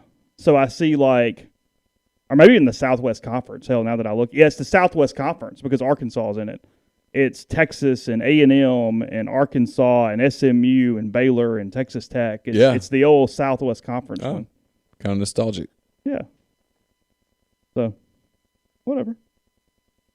Bubba, thank you so much for the super chat. Appreciate you as always. CorinthDental.com. If you are thinking about your teeth, Invisalign, lots of things going on at Corinth Dental. Get in touch with them. 12 months, no interest financing at Corinth Dental. Yep. Robert Kimdichi didn't opt out. He jumped out. He opted out a window.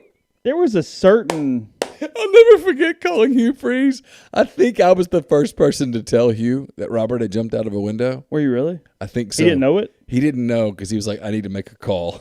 Yeah, you do. He goes, I'll call you back. And to his credit, he called you back. He did call back. I'm sorry. So you did that, and you told him one of the big recruits he recruited signed somewhere else. That was your Jeffrey Simmons. Yeah, I was the one that told Hugh that Jeffrey Simmons was not signing with Ole Miss.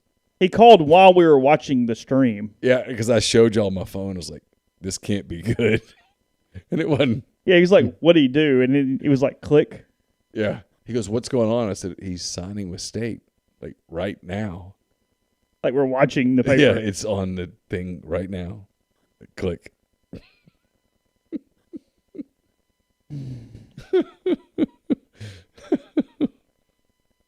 I don't know. There was no giddiness in the Kimdichi thing. No, frankly, for both those guys, it was just sad. It was draining to cover there at the end. I mean, you know, like I've told the story before. When Denzel was a freshman at Ole Miss was playing in 2013 at Georgia. And I went over on Thursday because I had arranged to meet with Beverly Kimdichi on Friday morning at a Starbucks inside a Barnes & Noble somewhere in suburban Atlanta. Oh, that's right. Remember that? Yeah.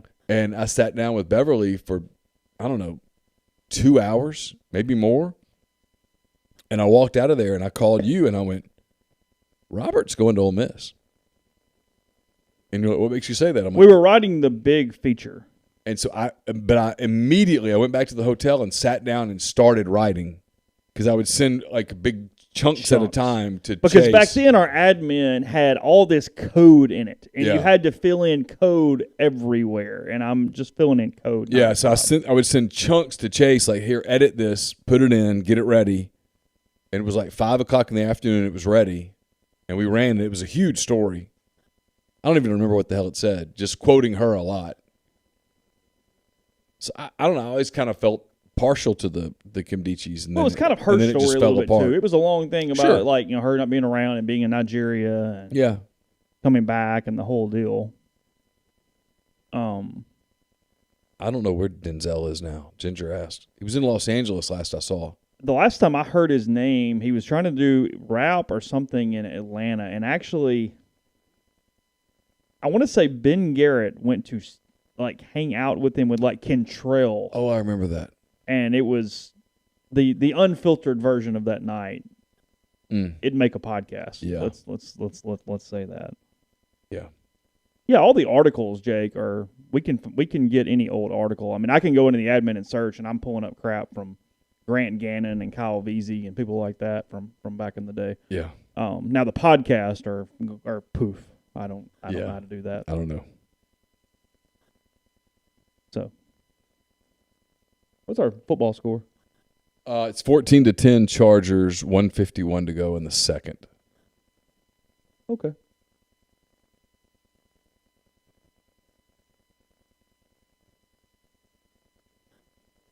9-4 Chiefs, 8-5 Chargers. So I did a complete reset. Can you hear the helicopter? I don't hear it tonight. You still hear it? You got to really pay attention, but it's in the very, very, very more faint than it was. Maybe, yeah. And it was. I noticed it in the edit, because it was edit the bars were not going all the way down to zero. They were just hanging on just ever so slightly. Registering the helicopter. Yeah, Okay. just a touch. Yeah, Zini Phantom was Denzel's alter ego pen name. I don't know. Yeah, I remember that. Whatever you want to. Yeah, I mean, Robert was like, I mean, one of the memories I had was in the Peach Bowl. When the game's over, everybody's worried about Laramie's leg. I mean, because once Laramie got hurt, that became the only focus of that game because of what was going on with TCU and Ole Miss. And Robert was like in his locker. Except for me and Pat Forty and Eric Winter. Sorry, there was that. And then the TCU guys celebrating the win while we were trying to do our show. Yeah. And Jeffrey wanting to like decapitate everyone on the row. Yeah. But he just starts yelling at him. Courtney Cronin walked over to Robert and noticed he had a stack of books in his locker, and they were on like existentialism or something. Like it was all these weird universal like things, and he starts like doing this whole interview on like this, and I'm like, what is going on right now? Yeah, like, I do remember that. Like, what are we doing? Yeah. Hey, who do we have? Yo, it's Grind. Hey, Grind, what's up, man? Nothing much, man. Just enjoying the show, you guys. Enjoying the show. Man. So, the signing day 3 act, have you guys checked out, what the sister site for FSU, the little show they had going? Have you guys checked out a little bit of that? I haven't had They looked like they were white as a ghost as that was going on. I'm going to hand you off to Chase for just 1 minute. I'll be right back. I mean, dude, they were out. I mean... Man, their recruiting analyst was literally like, he was shaking back and forth because one guy had super chat and was like, hey, tell him to fix his face. And he was like, my face is fine. And all this other stuff. And two started shaking. Man, it was so funny. I mean, there was a huge thread on their board talking about how they wanted to unretire Deion's number. They should just unretire the number. Man, Deion, But, dude, does it translate or not? Is he going to be an FBS coach next year? I think Deion will be a hell of a position coach. Well, sure, no doubt. Well, but okay. While yes, I agree, not to this level because these NIL stuff is not going to follow him as a position coach. He's got to be the face. I don't know, man. I don't know. Think about this with Corey Raymond. Like everybody knows Corey Raymond with LSU. Sure, and he's nowhere near Deion Sanders. Well, sure, of course. No, I'm not saying he's not going to recruit. I just don't know that he's like, oh, my God, this dude's about to transform my program. I think it would have to work with at a program to where, the head coach and program might have to be fine with Deion being slightly bigger, or not being bigger, but kind of, equal, to their brand a little bit. Until somebody thinks that his coaching acumen is good enough to be a P5 or G5 head coach. But and he's also got to clean up some of the other stuff. He can't yell at the reporter for not calling him Coach Prime. He can't do the whole my wallet was stolen and then it wasn't. I mean, all that crap's got to go away. Yeah. Yeah, true. That's true. So, you got to be more professional. Got to, round the edges. That's true. All jokes aside, Grind, real quick, I'll let you talk about whatever you want to. What's the bunker and what's everybody over there saying about Bo Nix? Man, Bo Nix is very polarizing with the Auburn people. With me, man, like it is like I don't hate him. I don't think he's a bad quarterback. I don't think he's a great quarterback. Like I just think he is what it is. We've all seen him for 3 years. Mm-hmm. I don't think he's a guy that's going to elevate the talent around him, and I also don't think a guy that's if ish hits the fan, he is a guy that can throw it to hell. He is that guy. I have seen that guy, but he has gotten better, but I just don't know to what level that is. I'm not sure what Bo Nix ceiling is. Are you surprised? Are you surprised that he would contemplate going to another SEC West school as opposed to going to Indiana or something? If somebody was chilling with Bo Nix and then they told me that, man, look, Bo Nix is transferring because he believes that he's too good for Auburn and that he the talent around him, he doesn't believe matches up to his talent and all that stuff. I could believe that Bo Nix believes that he's the best thing to happen to Auburn. That wouldn't surprise me at all. So who's the Auburn quarterback next year? And I'm not surprised to hear that his dad's looking for a job and they're trying to make sure that Caleb Nix has a landing spot. I'm not surprised at that at all. Yeah, I'm not either. Who is the Auburn quarterback next year?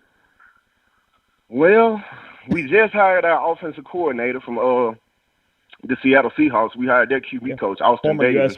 He's not bringing Russell Wilson with him. I'm just going to let you know now. That's not happening. Well, hey, Russell was a transfer to Wisconsin. Does he have a year left? He might, but I don't know that Auburn can do that. Auburn's got a lot of money, but I don't know that even Auburn can't afford that. I don't know that Auburn can afford that NIL. I'm just going to be real. No, man. I hear that target number one is the Slovis kid from USC. That's who I hear target number one. Man,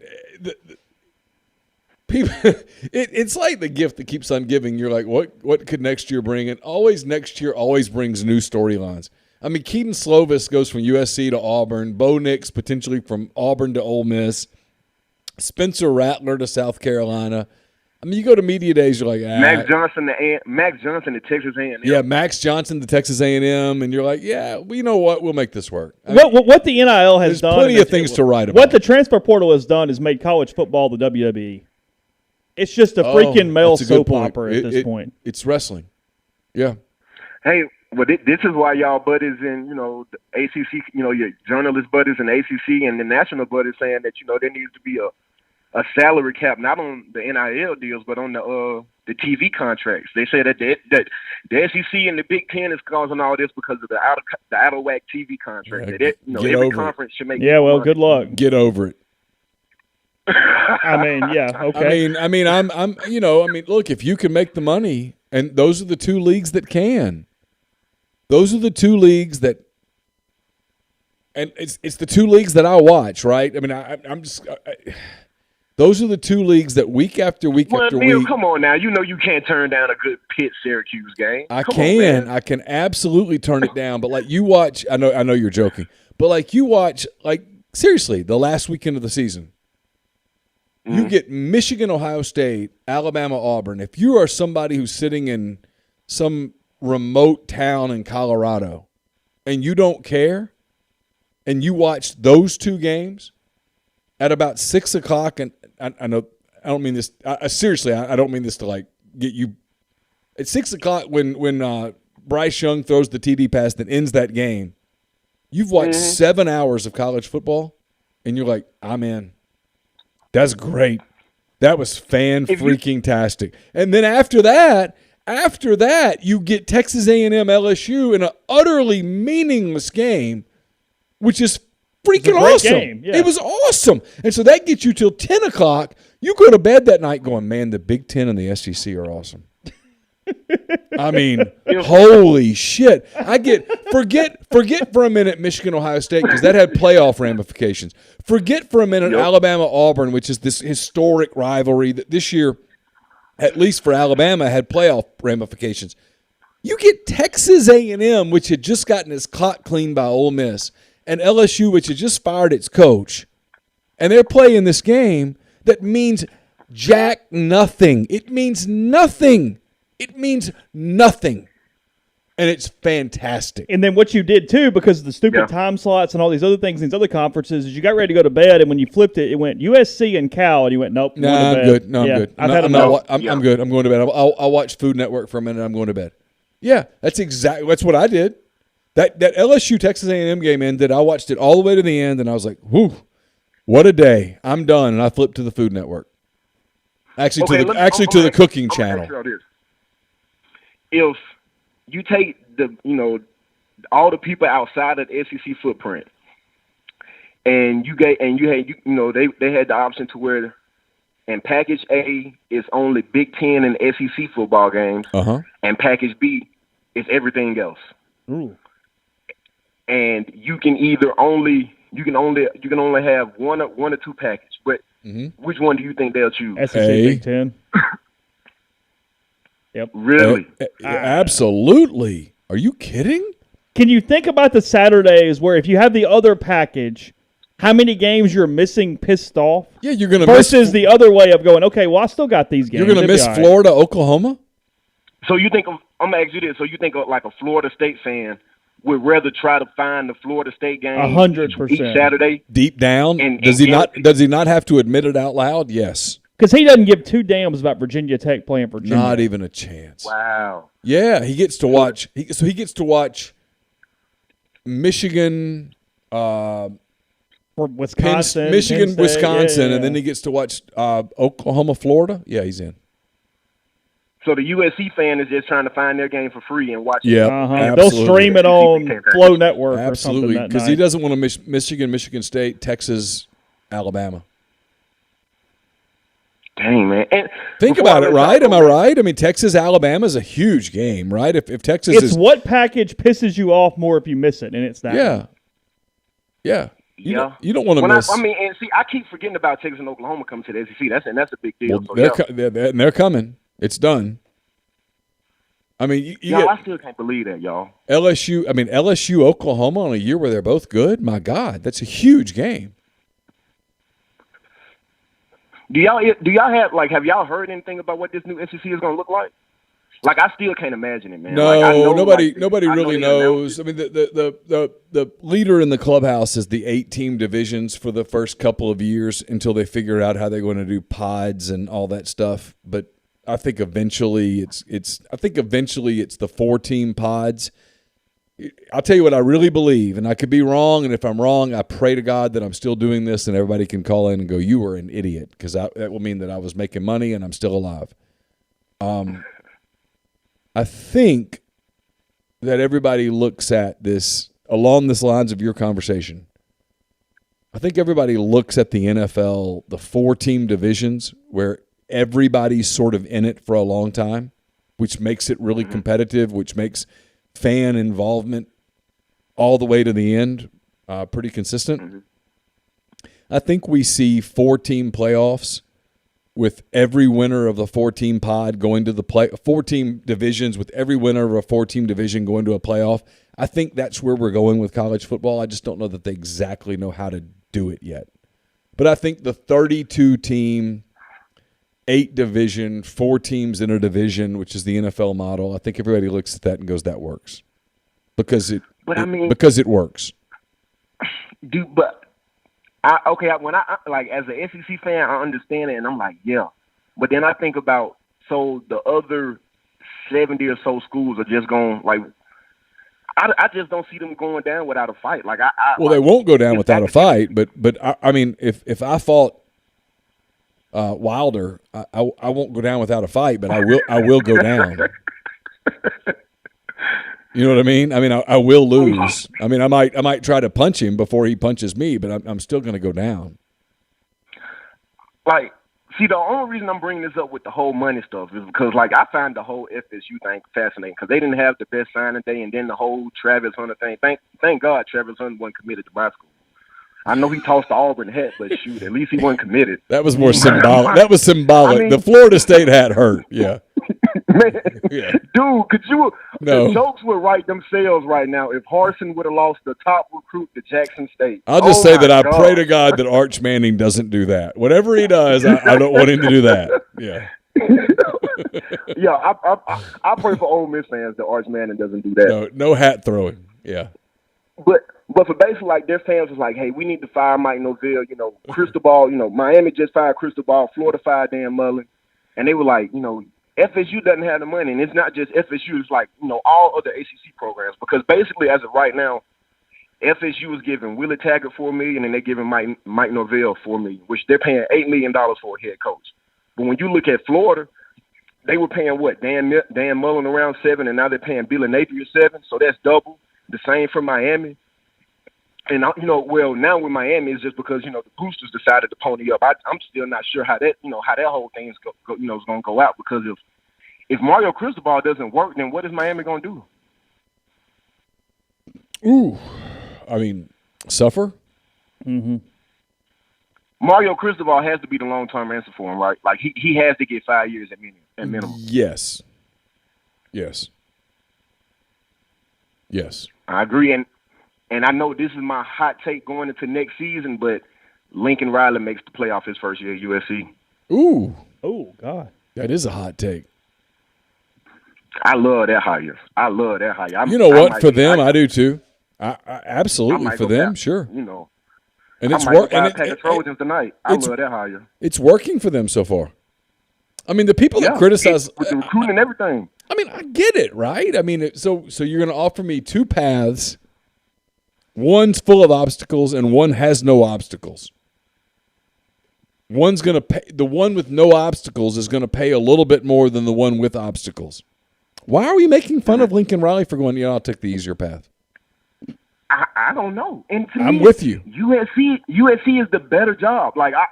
I know people gonna say, hey, you got Louisiana to yourself, but I don't care. Nick Saban done shown that Louisiana ain't necessarily locked down. Look at the SEC West this year, right? Look at the West this year. Look at Texas A&M this year. Texas A&M beat Alabama. Texas A&M beat Auburn. If you told Texas A&M fan before the season, hey, guess what, man? You're going to beat Alabama and Auburn. He's going to be like, whoa, this is awesome. Whoa. I'm going to the playoff. He would never believe, hey, but you're going to lose to Arkansas. You're going to lose to Mississippi State. You're going to lose to Ole Miss and LSU.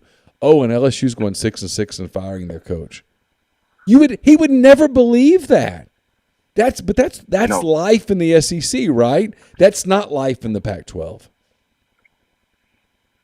They went 2-4 in the SEC West, beating Alabama and Auburn. Think about that for a minute. Think about that for a minute. Really take it, because Chase and I have done this a few times. Take a step back and think about that for a minute. If you tell the average Texas A&M fan before the season, after they get out of the cult meeting, hey, you're going to go 2-4. You're going to go 2-4 in the SEC West. Pick the two wins. They're going to be like, well, we beat one of the Mississippi schools and we beat Arkansas. That's what they're going to say. No. Yeah. You beat Alabama and Auburn.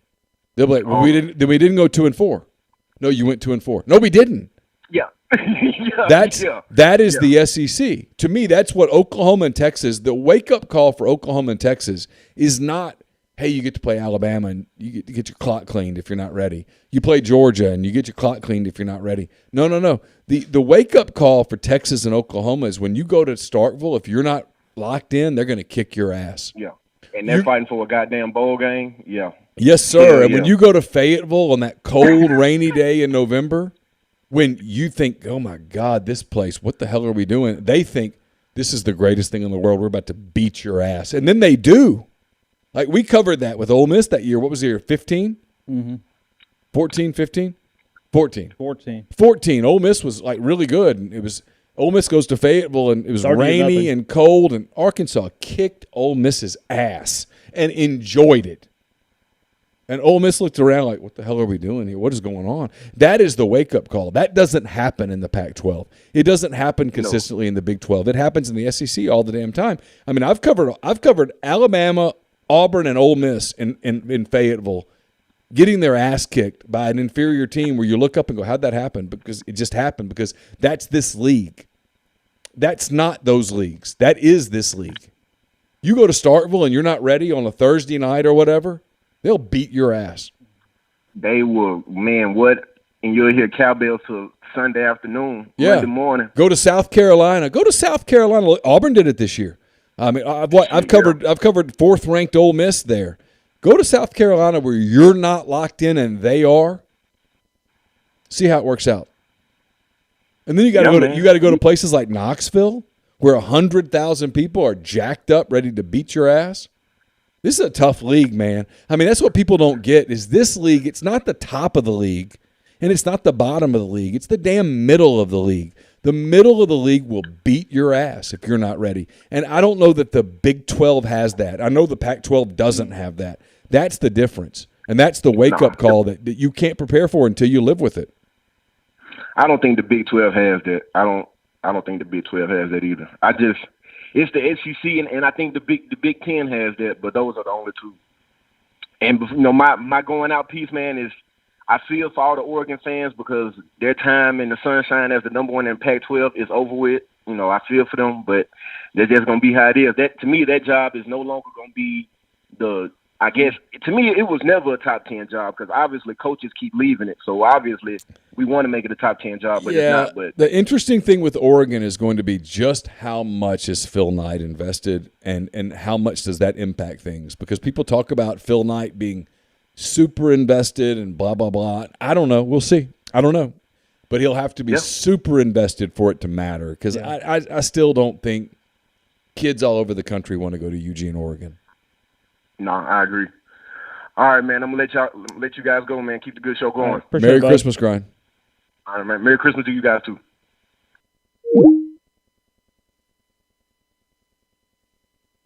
But that's the part of the SEC that no one ever really completely digs in on. It's not Alabama. Everybody understands that. It's the middle of the league. It's the South Carolinas. It's go to Lexington, not ready to roll. See what happens. Take a shot. Especially in the league game when everybody's really locked in the league game. It's a whole different thing too when you come in. It's what Oklahoma's in for the shock, right? When you go to Alabama one week and you're like, okay, we're ready, and you're dialing in. And the next week you got to go to Kentucky, and you're like, oh, okay, this is the breather. Yeah, and you look up and it's 35-7. Yeah, have fun. Because here's the deal. You don't think Mississippi State fans are – I mean, seriously, for a minute. You don't think they're going to be locked in when Texas comes to Starkville? How big of a game that's going to be? Because there was a 0% chance Texas was ever coming there. Mm-hmm. And now they'll have to. And Texas is going to be like, what's the big deal? And Mississippi State's going to be, this is Super Bowl. I know how that first game goes. You like the bowl game. I've already seen it. Yeah. Mm-hmm. Look at Texas and Arkansas this year. Texas rolled in there thinking this is just another game. Arkansas built their whole season ticket package around that. You can make fun of them, and I'm cool. That's fine. I know how the game went. The game was fairly predictable. Arkansas destroyed them.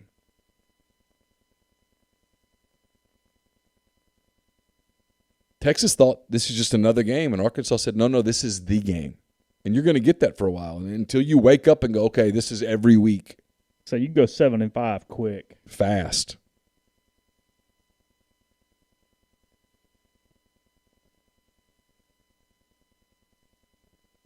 You got big Christmas plans? What are you? No. No, I'm at the good age with the kid. I mean, this is the few where it's this really is the Santa years. Oh yeah, these sure. are the good years. This is in the good years from that standpoint. Y'all have Elf on the Shelf? What do you have? No, you have an elf? I refuse to do the no elf. Stuff. Yeah, I'm as long as it doesn't get thrust upon in some way. That's not a thing. Jimmy the Elf has. You were able to bypass that. Jimmy the Elf has started out very cheap and he's become very expensive. Even though nobody really believes in Jimmy anymore. Well, Jimmy's a bit of a crutch at this point that allows some things to get so done. What's Jimmy bringing us? Yeah, that's what has happened. What's he bringing us this year? Is that the thunder outside? Yeah. Oh wow.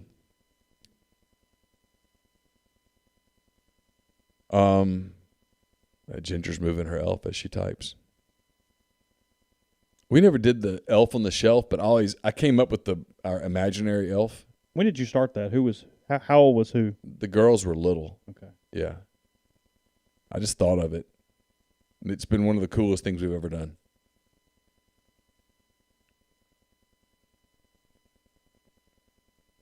This one's out.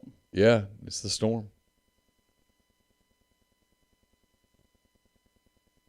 I'd like to thank the internet right now.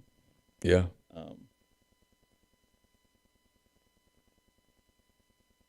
Yeah, that's really in and out. Yeah, it just shook the house here, Michael, as well. On your list of holidays, where does Christmas rank? Is it your favorite? I mean, it's number one. Yeah, I mean, sure. I don't know if there's a. I mean, I don't even know how you would get. Yeah. No, I love Christmas. I mean, Neal's battling Thanksgiving with it, but it's right there. I like Thanksgiving fine, as long as you just put it in its proper place.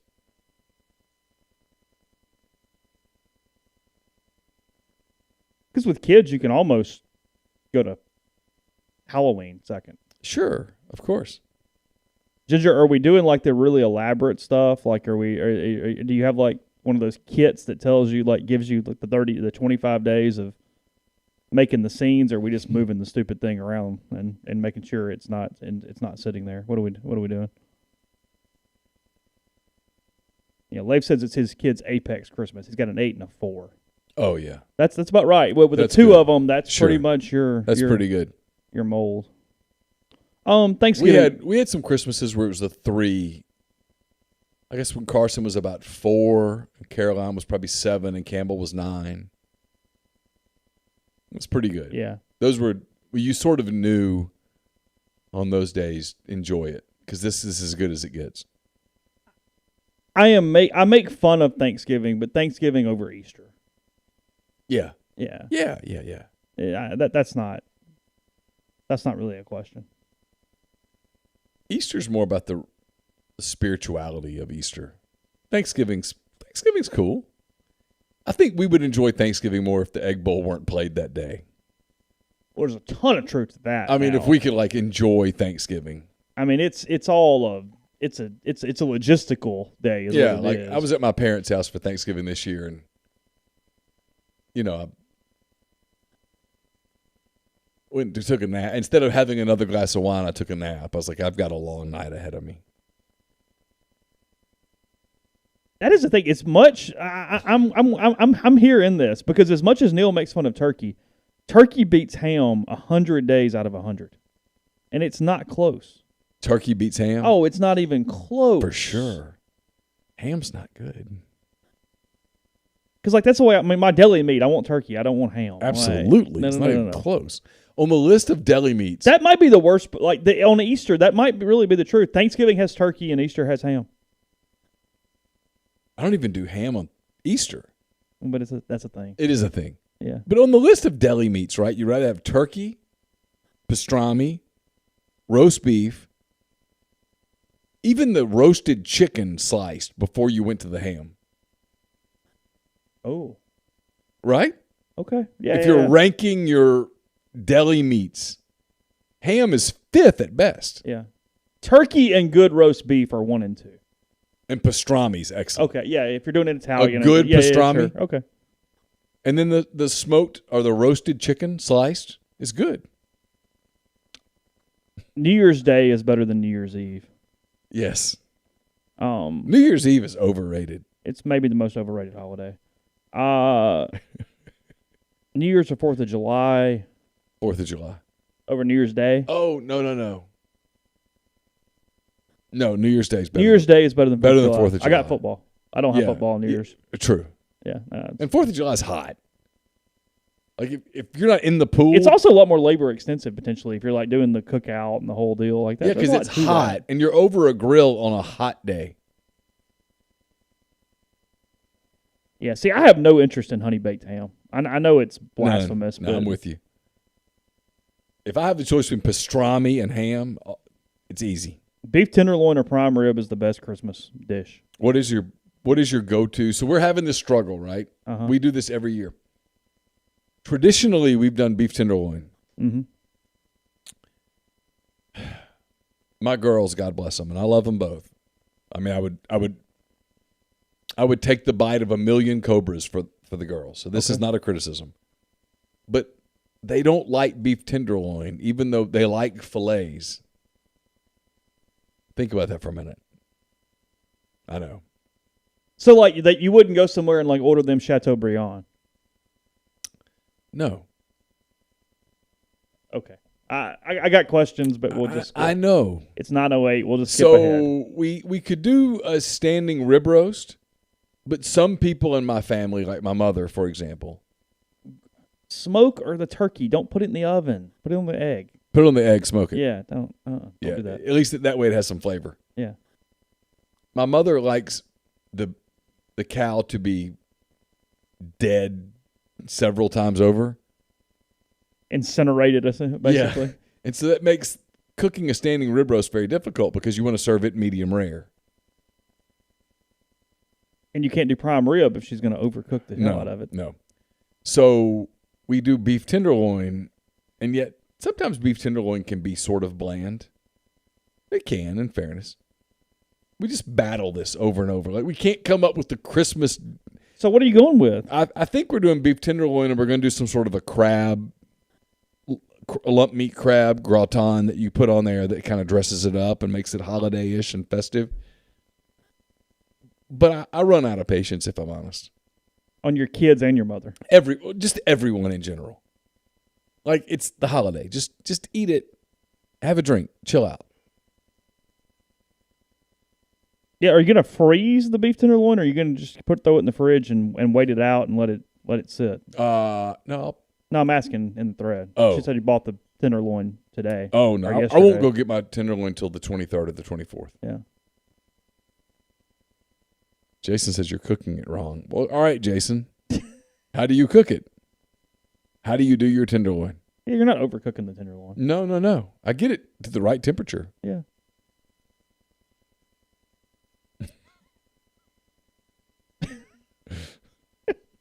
I love our people. That was funny. We're all insane. I mean, we're all nuts.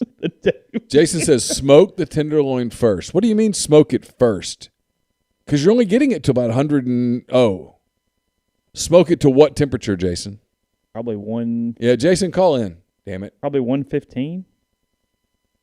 Yeah, because you don't want to get it past about 130. Yeah. You want to get it to 130, then pull. And then pull it. Yeah.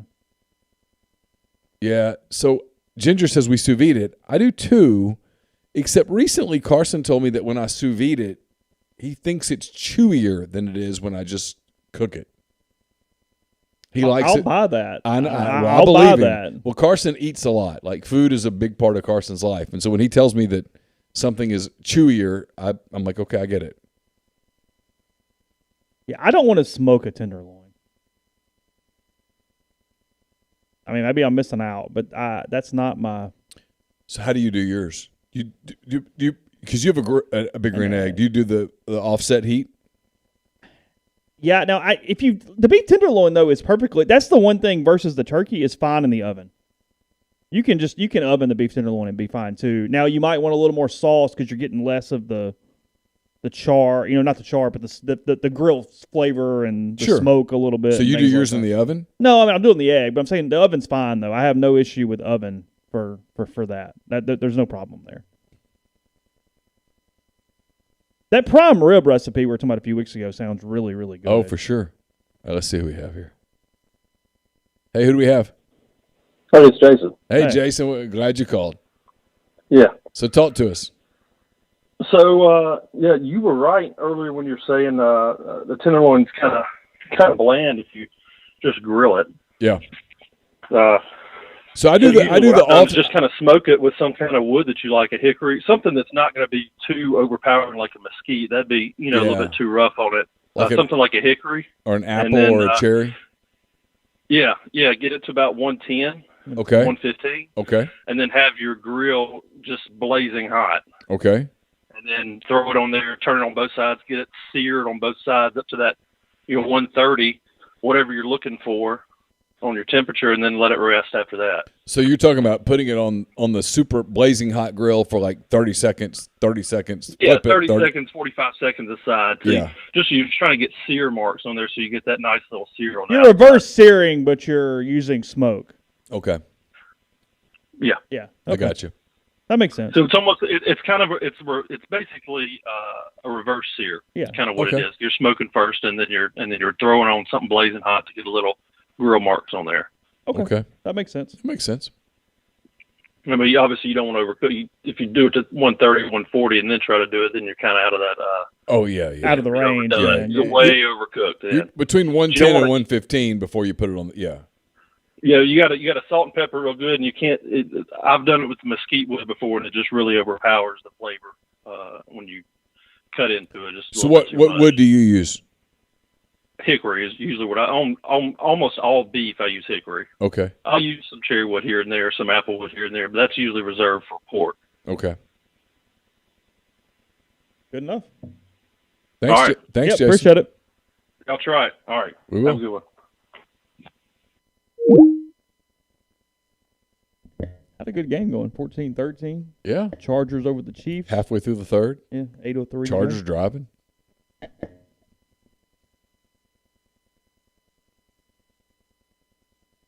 Yeah, that makes sense to me. The reverse and then Yeah. that works. Yeah, smoke it to about 110. About 110. And Yeah. any longer than that, you're Then playing a little roulette. Because you got to get it off and then get the grill hot. Which means it's going to cook a little. So it's going to go to from 110 to 115, and then sear, and then you sear, and you got to get that damn thing off at 130 because you sear it to no more than 130 and then get it off, because otherwise it's going to go to 140 and you're in trouble. Yes, that's correct. And it depends on how much bourbon you've had at that point. So, yeah, just FYI there. Don't pull it any later than 130 and you're screwed. Yeah, yeah. Especially when it's coming off 650-degree heat. Because there's going to be some residual cooking because it's hot. Yeah. And burp your egg or you're going to send your eyebrows off. Yeah, I hadn't done that in a while, knock on wood. I've done it. Yeah. Once you do that a few times, you're like, you know what? I'm going to be a little more careful with this bad boy. Because when it gives you an eyebrow waxing, you remember it. Yeah. When you have that smell, like in the summertime, when you smell all your arm hair got burned off completely and you jump in the pool and you smell it in the pool. Oh, gosh. All right, so we appreciate everybody being part of the show throughout the course of the year. It's hard to believe this is the end of a year. This is the last hand raise, guys, for 2021. We'll be back in 2022, of course. We will that's not a good sound. That was not good, whatever that was. All right, you want to take one last call for 2021 on this show? Sure. Final one. Hey, who do we have? This is Kevin. Hey, Kevin. What's up? What's up? Not much. Listen, I'm an Alabama fan, and all these Ole Miss fans complain about the portal and NIL. Yeah. If they'll just play the game, their life will be a lot easier. What do you mean play the game? You mean like pay players? Yeah. Yeah. Get in on it. Yeah, I don't totally disagree with that. I mean, I think at some point you got to figure it out, right? I mean, you got to. Exactly. Jimbo Fisher was not wrong today or yesterday when he said, "Hey, what the NIL is it's legalized cheating." Open your pockets, and if you want to give Jimmy Joe $1,000, give him $1,000. Yeah. Give him $1,000 a week if you like him that much. It's not gonna hurt anybody. Yeah. No, you're right. I don't disagree at all. And as far as the car commercials that make you want to scream, they're kind of like Star Wars movies. They're unrealistic. They're kind of stupid. If you just watch it and just enjoy reality. Just enjoy the movie. Exactly. Yeah. And that's it. Merry Christmas, Kevin. Merry Christmas. See ya. All right, we'll finish the year with Kevin, the Bama fan. Okay. Yeah. So we will be back Monday. I think we're going to do Monday, maybe Tuesday on the Oxford Exxon podcast. Then we'll stop. We'll take a break. We'll come back. Chase and I will be in New Orleans on the 28th. I think that's when we'll tape the Oxford Exxon podcast audio only. I might do a New Year's Eve show if I come back that night. We'll definitely have a Christmas show, me and my daughter Campbell. Not Campbell, Caroline, and her friend Megan. Campbell might make an appearance. I don't know. So we'll have shows for you. We appreciate you guys being a part of all that we do. You certainly have made our year better. I don't know how to say that. I mean, a big part of what we do, obviously, because if you guys weren't there, we wouldn't do it. It's just changed the show so much, especially our regulars, having you in the stream every day and the conversations, the ongoing dialogues and things like that. I mean, it's enriched the show with inside jokes and banter and ongoing conversations as we go. So we'll be back with you Monday with the Oxford Exxon podcast, maybe Tuesday, and then we'll stop for Christmas and all of that stuff. So in the event that you guys are heading out and you won't be with us on Monday or Tuesday, Merry Christmas to you. Be safe traveling if you're traveling. If you're heading down to New Orleans, certainly be safe, and we will join you from there later on this month. So for Chase, I'm Neal. That does it for this edition of Hand Raise, guys. presented by Comer Heating and Air, Southern Air Conditioning and Heating. Please don't forget, if you have AC or heating needs, get in touch with those guys. That's what makes – you want to do a favor for us? Get in touch with our sponsors. We would appreciate that greatly. So until then, Merry Christmas, Happy New Year. Talk to you soon. Bye.